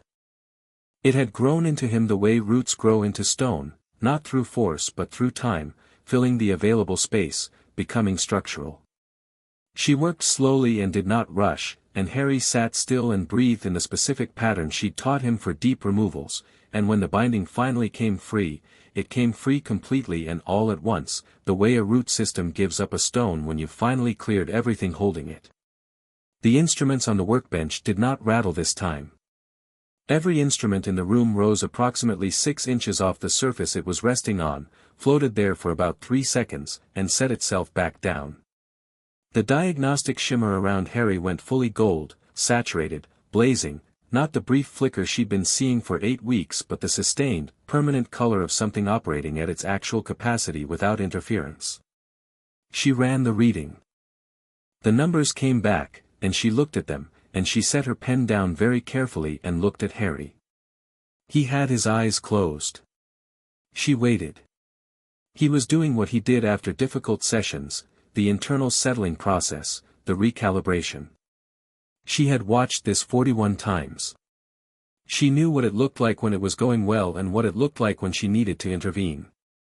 This was going well. More than well. The reading she'd just taken was the highest she'd seen from any subject in 30 years, and she had treated some extraordinarily powerful witches and wizards in 30 years, and the number currently on her diagnostic chart was not something she had a good reference point for. Harry opened his eyes. They were very green and very bright and they had that depth she'd been watching develop for 8 weeks, the depth of a person who can see the room they're in and 3 rooms beyond it simultaneously. He looked at his hands. Then he looked up at Brightthorn. "That's it," he said. "That's the last one." He was quiet for a moment. She watched him feeling it, the difference, the absence of the final weight, the thing that had been on him since before he could form memories being gone. The expression on his face was complicated in a way she didn't try to analyze. Some things weren't for analysis. "How do I feel?" she asked, because with this much magical change in a body that had been bound for 4 years, the medical question was genuine. "Like the ceiling is gone," he said. He pressed his palm flat against the table and then lifted it. The table did not move, but the air above his palm shimmered very slightly, like heat above stone in summer. "Like I can hear everything." "What does everything sound like?" He thought about it. "Busy," he said. "But not loud. More like, a lot of information. I can sort through it." He looked at the wall. "The wards in this room are tired. That crack from the intrusion, the repair work on the left side used different stone and it doesn't align with the original ward signature. It's fine, but it's a weak point." He looked at her. "Is that normal? To be able to feel that?" "For most people, no," Brightthorn said. "For you, we're going to find out what normal means for you. It may take a while." Harry nodded. He slid off the table, stood on the floor, and took one deliberate breath. The candle on Brightthorn's desk, which was not lit. Harry looked at it. "Sorry," he said. "Don't apologize," she said. "You'll adjust." He looked at the lit candle. Then at his hand. Then at the candle again, and it went out, not blown out, just out, as though it had never been lit. He did it 3 more times. Lit, out, lit, out. By the 4th, the control was cleaner, the gap between intention and result narrower. "Okay," he said, to himself, filing something. "Okay. She cleaned her instruments. He watched her, which he always did, and she had gotten used to it in the way you get used to being watched by someone whose attention is genuinely respectful rather than invasive. "What happens now?" he said. "Today. Sirius wants to see you. Ragnarok has briefing materials on the International Court session. And I want you to eat a full breakfast before any of that." "I mean generally," Harry said. "What happens now that they're all off?" She turned to face him. "Now you start. Everything before this was preparation." She paused, because she didn't typically use language like that with patience, but it was true. "Your magic will continue developing. Your control will come with practice. You'll need formal training eventually, not because you can't do things without it, but because formal training will give you language for what you're already doing, which makes it more precise." She looked at him steadily. "And the case moves to its final phase. The International Court session is in 6 days." Harry absorbed this. "And the scar." "The scar," she agreed. They had been working on the scar problem for 6 weeks alongside the binding removal. The research team Ragnarok had assembled, 3 goblin magical theorists, a specialist from the continental European branch, and a witch named Hestia Jones who was the foremost living expert in soul magic and had been brought in under a confidentiality agreement that had more clauses than most treaties, had arrived at a potential method. Not tested. Not proven. But theoretically sound, and Brightthorn had read every page of the theoretical framework and agreed with the soundness. "Is it ready?" Harry asked. "Hestia thinks so. I think so. Ragnarok is cautious." She looked at him. "The method requires your full participation and your full magical capacity. Which is why we waited until today. Tell me how it works." She did. She explained it clearly and completely, the way she explained everything to Harry, without softening, without excessive hedging, with the full respect of someone who understood that this person, regardless of age, was going to make better decisions with complete information than with managed partial information. The method worked on the principle that the scar fragment was a piece of Voldemort's soul that had anchored to Harry during the killing curse, but that the anchor was not irreversible. The original curse had created a tether between the fragment and Harry's own magical signature. It had latched onto the nearest available magical core, which was a baby's, which was powerful enough to hold it but young enough that it couldn't reject it. 3 years later, Harry's magical core was neither small nor young in any relevant sense. If he actively rejected the fragment, not passively allowed the containment binding to hold it, but consciously, deliberately expelled it using his own magic as the mechanism, the theory held that the fragment would lose its anchor and could be destroyed. The risk was that expelling it required accessing the exact point where the fragment was attached, which meant accessing the scar directly with his magic, which meant Harry was going to have to consciously engage with something dark and foreign and the product of a killing curse inside his own mind. That was not a small thing. "I can do it," Harry said, before she finished explaining the risk section. "I know you can," Brightthorn said. "That's not the same as it being easy." He looked at her. "When have I said anything has to be easy?" She had absolutely no response to this. "Saturday," she said. "After the International Court session, when we know what we're dealing with externally. Sirius will be present. Ragnarok will be present. I'll supervise the medical aspect, and Hestia will supervise the magical theory. Full support in the room." "Saturday," Harry agreed. He went to breakfast. Sirius was already in the small dining room that Gringotts had been maintaining for their residential clients, looking considerably better than he had 2 weeks ago. Brightthorn's work on him had been less dramatic than the binding removal but arguably more delicate. Azkaban did things to a person that were not precisely medical but that required medical attention anyway, and she had approached Sirius's recovery with the same thorough precision she applied to everything. He had color back. He had weight back, partially. The gray eyes were clearer. He also had, spread across the table in front of him, 6 books on magical law and what appeared to be 12 feet of notes, because Sirius Black had spent 3 years in a place that stripped thought, and now that thinking was available again he was doing it at a pace that suggested he was making up for lost time. Harry sat across from him and pulled toast from the rack. "Last one," Sirius said, without looking up from his notes. "Yeah." Sirius looked up. He did the assessment thing, the checking, the same checking Harry did, the inventory of person in front of you, and whatever he saw made something in his face settle. "How is it?" he said. "Loud," Harry said. "Good loud." "Yeah." Sirius set his quill down. "What can you feel right now?" Harry looked around the room. "The wards on this building. There are 17 layers, I can feel where 4 of them interact with each other. The gold 3 floors down is producing a very low resonance that most people probably can't hear. You're still slightly Dementor affected, your magic feels thinner on the left side than the right. That'll resolve in another few weeks." He looked at Sirius.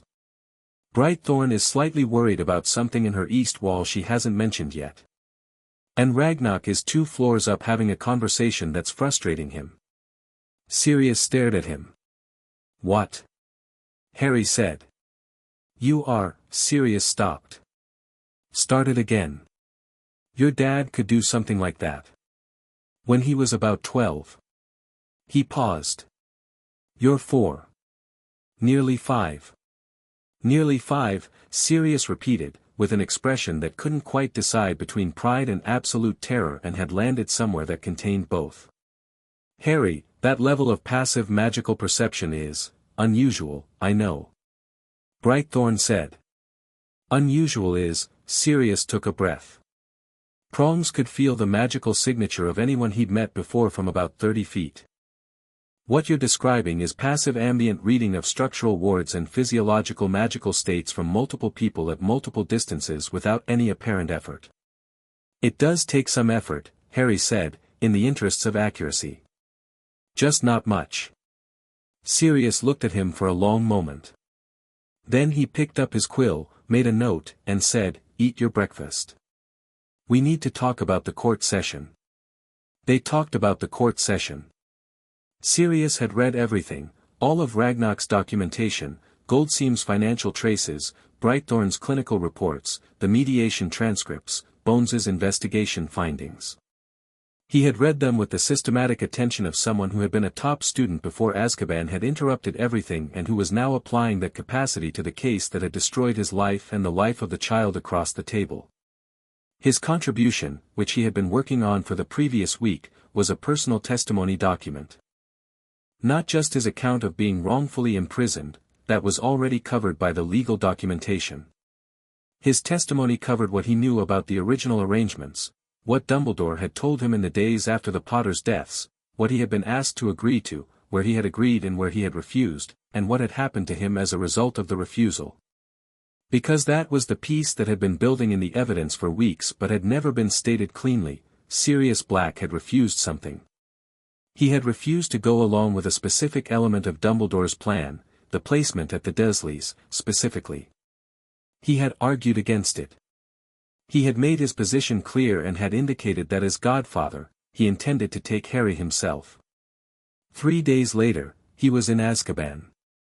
"The timing is the case," Harry said, after reading the testimony draft. He was precise about it. "You refused. 3 days later you're imprisoned. That's not coincidence and it's not Pettigrew, it's causation. You were removed because you would have taken me." "That's my reading," Sirius said. "I can't prove intent. But the timing is evidence," Harry said. "Ragnarok will know how to use it." Sirius looked at him. "When did you get so, you know what, never mind. You've always been like this, haven't you? Even before the bindings." "I don't know," Harry said honestly. "I don't know what I was like before. I only know what I've been since Gringotts." Something in Sirius's face went briefly very painful. He managed it. "You were loud," he said. "As a baby. Not crying loud, just present. You had this quality of being in the room very completely." He smiled, And it was genuine, but it had grief in it. Like now, actually. Harry looked at his toast. Then at Sirius. After Saturday, Harry said, I want to go outside. Sirius blinked. Outside? I've been in this building for 8 weeks. I want to go outside. See Diagon Alley. See, he paused, I want to see things. Sirius said, yeah. Okay.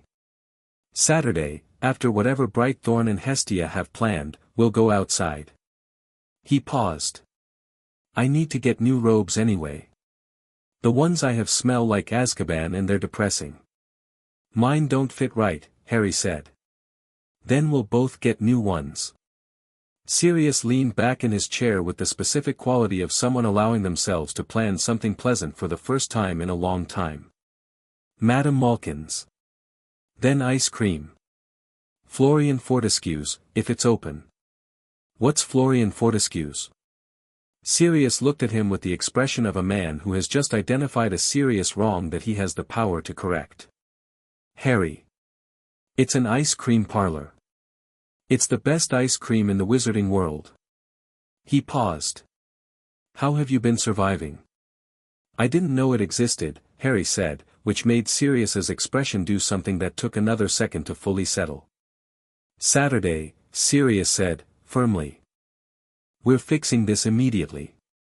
The International Courts session was held in the main chamber of the International Magical Courts building in Geneva, which was the sort of space that had been specifically designed to make everyone inside it understand that what happened here had weight. High stone ceilings, dark wood panels, gallery seating for observers, a floor-level central space with a raised judicial bench at one end and presentation areas for both sides. The room had hosted proceedings for 300 years. It knew what Sirius looked like and created the context accordingly. The British delegation was substantial. 23 people, including ministry officials, Wisengamot members, 4 legal representatives, and Dumbledore.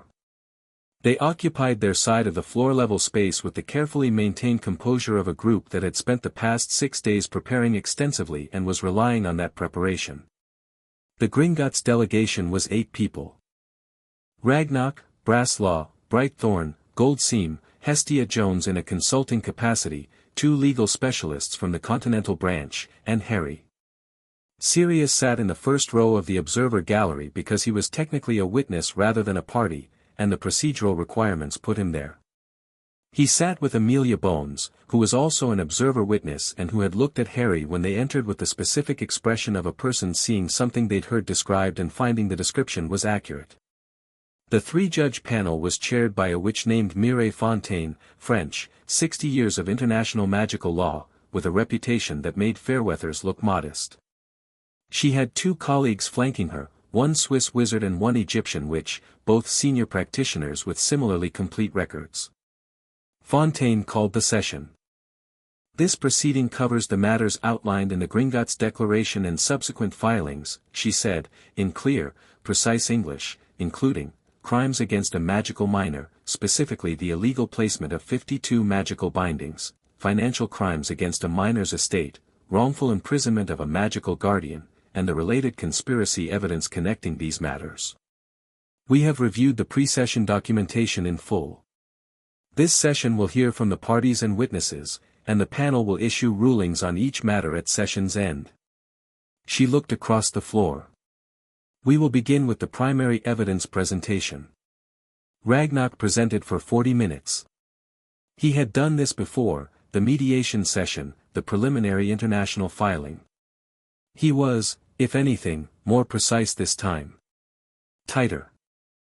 Everything unnecessary had been removed in the weeks since the mediation, and what remained was the core of the case, 52 bindings, financial crimes, wrongful imprisonment, the connection between the 3, and the assassination attempt that had added a 4th distinct criminal act to the file. He concluded with Goldseam's final financial trace, which included a significant development from the previous week. The shell account trail had been fully unraveled, and the end point was not only Dumbledore's charitable trust but a secondary account that led to a specific Gringotts vault, not the Potter vault, not a Malfoy vault, but a vault registered under a ministry administrative number that turned out, on full audit, to be a discretionary fund managed by the office of the Chief Warlock. Dumbledore had been Chief Warlock of the Wizengamot for 30 years. Ragnarok placed the audit document in the center of the evidence table and said nothing further. He sat down. The room was very quiet. Fontaine looked at the British delegation. Response. The lead legal representative, a man named Greenley who was excellent at his job and knew exactly what he was working with, stood up and gave a response that was, by any objective measure, the best possible version of the ministry's position. He argued protection, necessity, post-war circumstance, the unique threat posed by Voldemort's survival. He argued that the bindings, while extensive, had served a legitimate protective function. He addressed the financial matters as administrative error and argued that the trust account had operated with legitimate purpose. He addressed Black's imprisonment as an error made in good faith under extreme circumstances. He was precise. He was thorough. He did not waste words. He did not address the discretionary fund. Fontaine let a silence pass after he sat down. The Chief Warlock's discretionary fund, she said. Connected to the estate redirection.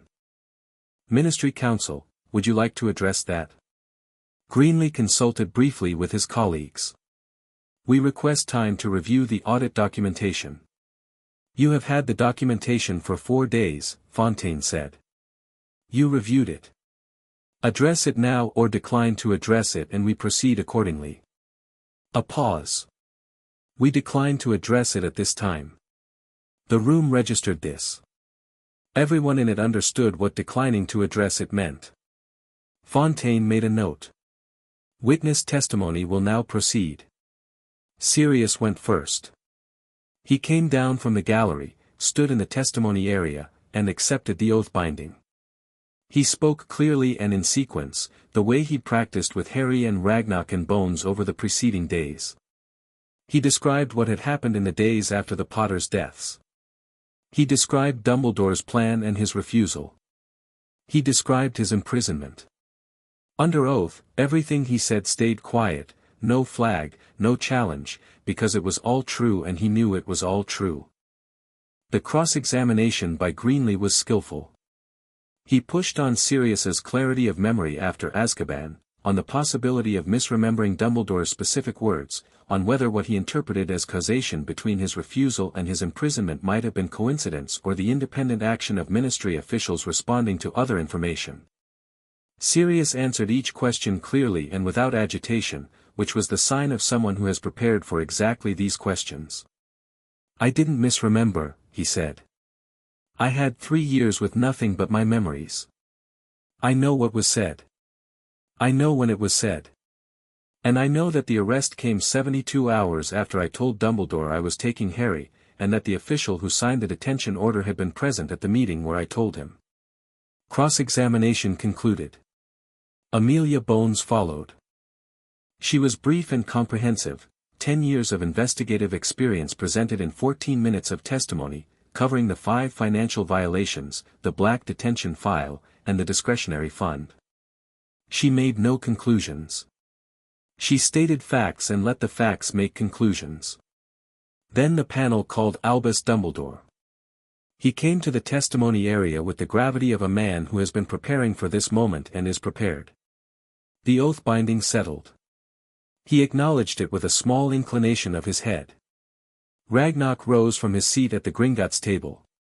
He said, Professor Dumbledore. In November 1981, did you decide that Harry Potter should be placed with the Dursley family rather than his designated magical guardian? I did, Dumbledore said. Because I believed the blood protection offered by placing him with his mother's sister outweighed the advantages of, did you know, when making that decision, that his designated guardian had not been convicted of any crime? A pause. The circumstances at the time led me to believe, yes or no, Ragnarok said. Not harshly. Flatly. I knew there had been no trial, Dumbledore said. You knew he had not been convicted. You arranged for Harry Potter to be placed away from his legal guardian without that guardian having been convicted of or charged with any crime. The intelligence available at the time suggested strongly that Black was intelligence you held privately and did not present to any court, Ragnarok said. You made the determination yourself. One person. No process. Dumbledore's composure held. The speed of the situation required, the 52 bindings, Ragnarok said, moving cleanly to the next point without giving him time to finish the sentence. The primary architecture, 31 of the 52 bindings, you placed them. Yes. The cognitive limiters specifically. 6 bindings limiting Harry Potter's pattern recognition and independent thinking. You placed those. To protect him, Ragnarok said, from understanding his own situation. From asking questions. From reaching conclusions. From being burdened before he was ready. How would you know when he was ready, Ragnarok said, if his ability to determine his own readiness was one of the things you bound? The room was very still. Dumbledore was quiet for a moment. The oath-binding waited. I believed I could determine that, he said finally. You believed, Ragnarok said, that you alone were qualified to determine when the child whose guardian you'd imprisoned and whose mind you'd limited and whose inheritance you'd redirected into your own discretionary fund was ready to make his own decisions. The fund was, answer the question, Fontaine said, from the bench, mildly. Dumbledore said, I believed I had the clearest view of the situation. Because you had ensured that no one else had a clear view, Ragnarok said. You had the clearest view because you had made certain of it. He paused. The scar binding. You placed a containment binding on a soul fragment in a child's scar, drew power from that child's magical development to sustain it, told no one, and built a plan around it that required that child to die. To die and be, to die, Ragnarok said. First. The dying happens first. The revival was a theory. The death was the plan. It was never, Dumbledore stopped. The oath-binding was waiting for him, patient and absolute. He could feel it the way everyone in the room could feel it. Whatever he was about to say, the binding was going to respond to whether he believed it. And whatever he was working out behind those half-moon spectacles, it was the calculation of a man who has always found a true path through difficult questions, a technically accurate route that goes where he needs it to go. Harry said, from his chair, did you plan for me to survive? The room turned to him. He wasn't standing. He hadn't raised his hand. He had simply spoken, clearly, with the specific weight of his full magical presence, which was currently extraordinary and which every sensitive person in the room could feel like warmth from an open fire. Fontaine, who could have ruled the interjection out of order, said nothing. She was watching Dumbledore. Dumbledore looked at Harry. Something in his face, the measured grief, the layered wisdom, the performance of benevolent complexity, shifted, and what was underneath was older and more human and more complicated than any of the layers. He looked at Harry the way you look at someone you have wronged when the wrongness is so embedded in your intentions that you genuinely cannot separate the two. Yes, he said. I planned for you to survive. But you planned for me to die first, Harry said. Without knowing. Without choosing. You were going to let me die for something I didn't choose. The oath-binding was completely still. It didn't flag. He believed what he was hearing. He didn't deny it. I believed, Dumbledore said, and his voice was quieter now, less constructed, more direct than anything he'd said all session, that there was no other way. That I was sending you to your death, your temporary death, because I could not find an alternative in 20 years of looking. He paused. I am not certain I was right. I am not certain I was wrong. I am certain that I should not have been the only one looking. The honesty of it was startling enough that the room stayed quiet after it. Harry looked at him for a long moment. We found an alternative, Harry said. It took Gringotts 6 weeks. Dumbledore closed his eyes. Just for a second.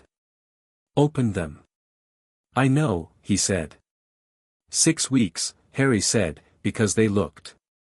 Because they had the full picture and the freedom to work from it.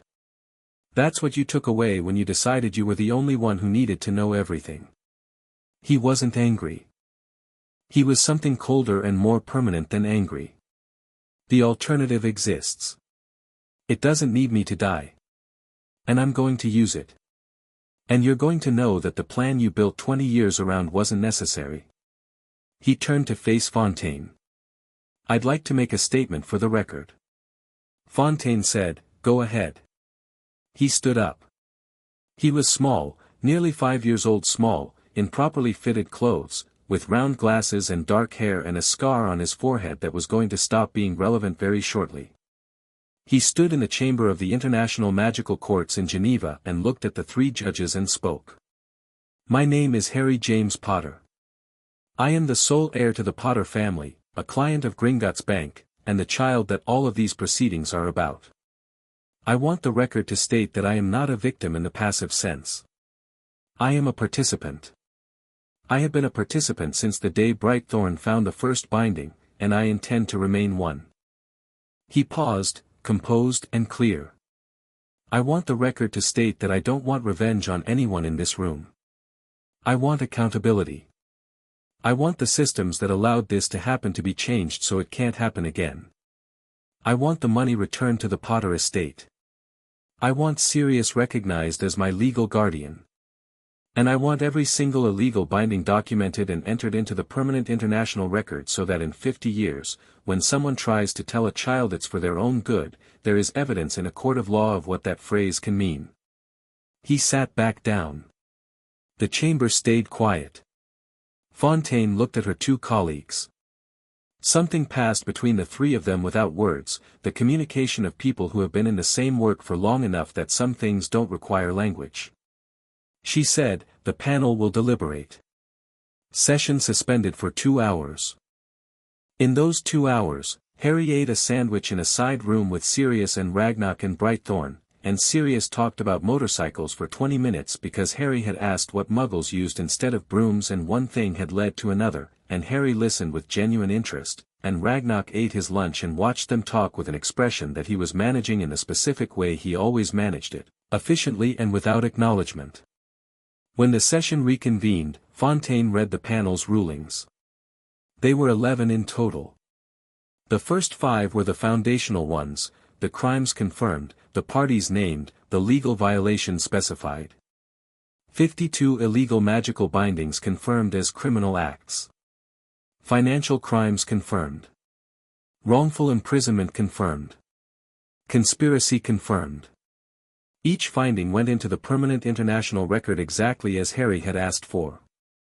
The 6th was Sirius, full legal guardianship of Harry Potter formally granted, retroactive to November 1981, with compensation to be assessed by the international courts for the 3 years of wrongful imprisonment. The Ministry of Magic was required to issue a formal public apology within 30 days. The 7th was the financial restitution, the redirected inheritance, the discretionary fund, the Malfoy land acquisition. All of it was to be returned to the Potter estate with interest calculated from the date of each redirection. The Malfoy family would face separate proceedings. The charitable trust was formally dissolved. The 8th named Dumbledore and 3 other individuals for criminal sentencing by the international courts. Not ministry oversight. International. The sentencing would happen in a separate proceeding in 3 months. The 9th required sweeping changes to British magical law, specifically, the creation of an independent oversight body for decisions affecting magical minors, with mandatory Gringotts consultation, mandatory medical assessment, and mandatory legal representation independent of any single authority figure. The 10th was for Amelia Bones, who was appointed by the panel as the Transitional Oversight Commissioner for the reform implementation, which Bones received with the expression of a woman who had expected something like this and had already begun planning for it. The 11th was directed at Harry. This panel formally recognizes Harry James Potter as a fully emancipated magical minor, Fontaine said, with all rights, legal standing, and protections pertaining thereto.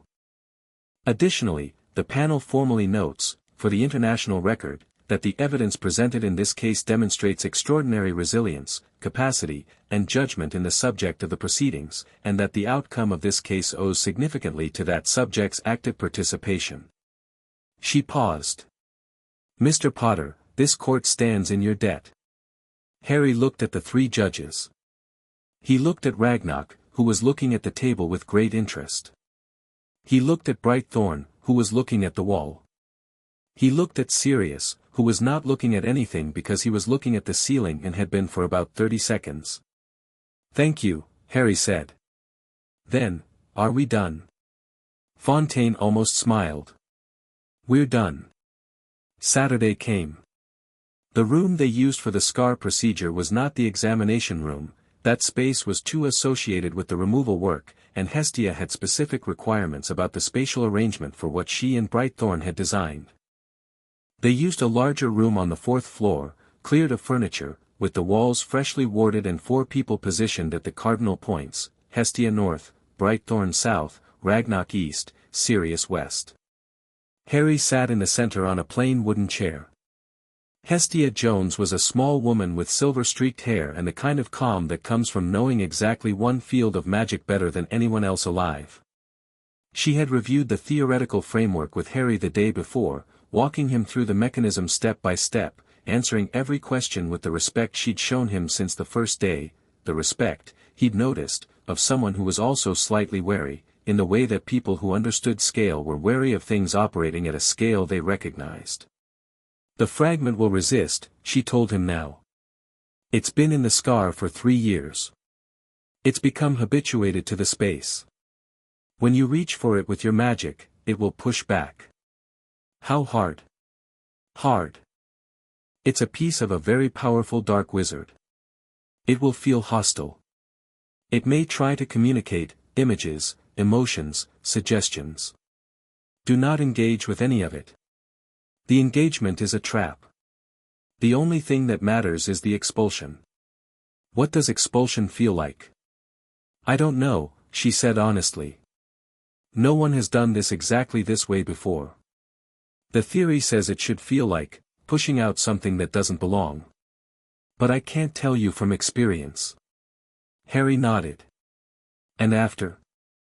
After, if it works, there will be a fragment loose in the room.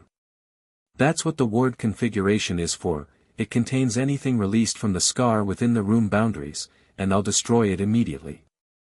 If there's a delay between expulsion and destruction, stay calm. It cannot reattach to you once you've fully rejected it. That's what the theory says. What if the theory is wrong? Hestia looked at him steadily. That's why there are 4 of us in the room, she said. Harry looked at Sirius, who was standing at the west position looking back at him with the expression that had become familiar over 3 weeks, the one that was trying to be calm and mostly succeeding. You don't have to do this today, Sirius said. We can wait, I want it gone, Harry said. I want it gone today. Sirius looked at him for a moment. Okay, he said. Then we do it today. Harry sat back in the chair. He took 3 breaths, the deep settling pattern. He felt the room, Ragnarok's solid, sharp presence to his right, Brightthorn's precise and focused attention to his south, Hestia's specific concentration of someone doing the most complex thing they know how to do, Sirius's warmth, which Harry had only known for 3 weeks and which already felt like a fixed point. He reached inward. Finding the scar was not like finding a binding. The bindings had been external overlays, structures placed on top of his magic, suppressions that sat between him and his core. The scar was different. It was in him, in the tissue of his forehead, and the fragment inside it was not suppressing anything. It was just there. Existing. Like a stone in a stream, the water moved around it, not because the stone was blocking but because the stone was present. He reached for it, and it noticed him immediately. The sensation was not pleasant. The fragment was aware, not intelligently, not in the way a person is aware, but in the way a living thing is aware, the specific awareness of something that wants to persist and knows it's being threatened. He felt it push back. Not with force. With cold. The particular cold of something that had no warmth of its own and pulled warmth from everything near it. An image flickered, a dark figure, green light, a sound he recognized in his bones without knowing where the recognition lived. "Don't engage," Hestia had said. Harry did not engage.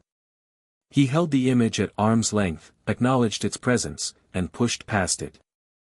The fragment pushed back harder. He felt it, genuinely felt it in a way that was uncomfortable and strange and deeply wrong, the same way you feel a splinter when you first start to work it out, the resistance of something that has been embedded long enough to think it belongs. He breathed. He did not fight it. He surrounded it. His magic was warm. Had always been warm, gold and deep and patient. He pressed it against the fragment from every side, not attacking, not forcing. Surrounding. Filling in every space around it until the fragment was floating in the warmth rather than anchored in the cold. The fragment fought harder when it lost its anchor points. The images came faster, green light, a high cold laugh, the brief phantom sensation of intent that was not his intent, thoughts that were not his thoughts. He noted them, kept them at the edge, maintained the center. Then he pushed. He pushed the way you exhale completely. The way you put down something you've been carrying. Deliberately. Fully. This is not mine. I am not the container for this. You do not belong here. The warmth surrounded the cold and said, simply, with his full magical capacity at its current unconstrained level, out. The fragment came out. It came out all at once, a sudden sensation of release so complete that Harry made a sound he didn't plan, something between a gasp and a word that wasn't a word. His hands went flat against the chair arms. His magic blazed outward for one uncontrolled second, warm gold filling the room, and in the center of that blazing gold, something dark and cold and small was briefly visible, a fragment, a shard, the smallest piece of a person who had tried to kill him and had failed and had left this calling card behind. Hestia moved. She was already moving before the expulsion completed. The specialized destruction curse she'd prepared, weeks of work, theoretically sound and practically unconfirmed, she cast it at the fragment with both hands and full focus and the absolute conviction of someone who has prepared thoroughly for one specific moment. The fragment destroyed. Not an explosion. A cessation. Like a sound stopping. Like a light going out. The room was very quiet. Harry sat in the chair with his hands flat on the arms and his eyes closed and breathed. His forehead hurt. The scar, without its passenger and without its containment binding, felt raw and present in the way a wound feels after treatment, not comfortable, but clean. Better. Properly empty. Harry, Brightthorn said, from her position, already moving toward him. "I'm fine," he said. His voice was slightly unsteady, which was the first time in 8 weeks she'd heard it unsteady, and it meant more than almost any other data point in her entire file on him. "Give me a second." She gave him a second. Then he opened his eyes. He looked at his hands. Then he looked up at the room, Hestia standing with her wand still raised, breathing hard, Ragnarok to his right with an expression he wasn't managing for once, Brightthorn in front of him already raising diagnostic instruments, Sirius at the west position looking like he needed to sit down. "Is it gone?" Harry said. "Gone," Hestia said. "Completely. The ward readings show no dark resonance, no foreign magical signature. Clean." She let out a breath. "Clean." Harry pressed his fingers against the scar. The scar was still there, it wasn't the kind of thing that disappeared. But it was just a scar now. Just a mark. Not a container, not a tether, not a passenger. Just the record of a thing that had tried to end him before he could begin. He took his hand away from his forehead. Sirius crossed the room in about 3 steps and sat on the floor next to Harry's chair because it was lower than the chair and he needed to be at the same level for the same reason Ragnarok had started sitting in rooms rather than standing. He didn't say anything. He just sat there, and his hand found Harry's shoulder and stayed there. Harry leaned sideways, just slightly, and let him. They went to Diagon Alley that afternoon. The three of them, Harry, Sirius, and Brightthorn, who claimed she was coming for medical observation purposes and whose real reasons were her own business. They came out of the Gringotts side entrance into the afternoon light, which was the good autumn gold again, the kind that had hit Harry on the pavement after the mediation session and done that thing. This time the thing it did was bigger. Not dramatically. The street didn't light up. Nobody around them noticed anything particular. But Harry stood on the pavement of Diagon Alley with his eyes closed for about 4 seconds, feeling the afternoon on his face, feeling the alley full of people and magic and noise and the distant gold resonance of the vaults beneath them, feeling the clean empty space in his forehead and the warm deep vastness of his own magic with absolutely nothing on top of it, not a single layer of suppression, not a single imposed ceiling, not one chain of someone else's intention between him and himself. He felt enormous. Not in an arrogant way. In the way the ocean is enormous, not because it's comparing itself to anything but simply because that's its actual size, and it's been a contained tide pool long enough that the open water takes some getting used to. He opened his eyes. Sirius was watching him. Brightthorn was watching him. "Ice cream first," Harry said. "Then robes." Sirius's face did the full thing, the thing it had been doing in fragments for 3 weeks, the gradual reassembly of a person, now complete enough to be visible all at once. "Ice cream first," he agreed. They walked down Diagon Alley, the three of them, and people moved around them in the ordinary way of a busy afternoon, not knowing what had happened in the past 8 weeks, not knowing what child they were passing, not knowing what had been removed and what had been restored and what had been newly created in the process. A woman coming out of the apothecary looked at Harry, looked at the scar, which was as recognizable in the wizarding world as anything could be, and her eyes widened and she opened her mouth to say something. Harry met her eyes and she closed her mouth and he walked past. He was not the boy who lived, in the sense the wizarding world had decided that phrase meant. He was not a symbol or a prophecy or a plan or a piece in someone else's story. He was Harry Potter. He was nearly 5 years old, with his full magic and his full mind and his family and his allies. He was starting rather than arriving. He was the beginning of something rather than the conclusion of it. The prophecy still existed. Voldemort still existed, in whatever diminished and stubborn form. The wizarding world still had its problems, the corruption the case had exposed, the systems that needed changing, the work that Bones was already starting, the reforms the International Court had mandated. There was a great deal left to do. He was looking forward to it. Florian Fortescue's was open. They went in. Harry looked at the menu for a long time, with the focused seriousness he applied to everything, and then he ordered the largest option and ate it completely and ordered a second one. Sirius watched him eat and grinned, and it was James Potter's grin, the one that had been on a portrait in a vault for 3 years, and it was alive and present and real. Brightthorn ate a modest single scoop of something that was technically just professional supervision and absolutely nothing else. Ragnarok, back in his office in Gringotts, reviewed the final filings from the International Court session with the satisfaction of a man who has chosen his fight well and won it cleanly. The case would continue for months in the technical sense, sentencing proceedings, reform implementation, financial restitution timelines. It was not over. But the declaration was resolved. What had been declared was won.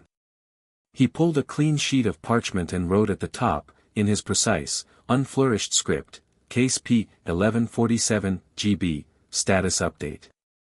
Then he wrote underneath it, Client safe. Chains removed. Guardian reinstated. Court rulings favorable. Proceed to next phase. He looked at it for a moment. Then he added one more line, which was not standard case notation and which he would not have written for any other file in 30 years of directorship. The boy is free. He sealed the file. Filed it. Stood up from his desk, which he was doing more often now, and walked to the window, and looked out at the London afternoon, and did not smile, because he was Ragnarok, and there were standards, but the quality of stillness in his face was the kind that belongs to someone who has just completed a thing worth completing.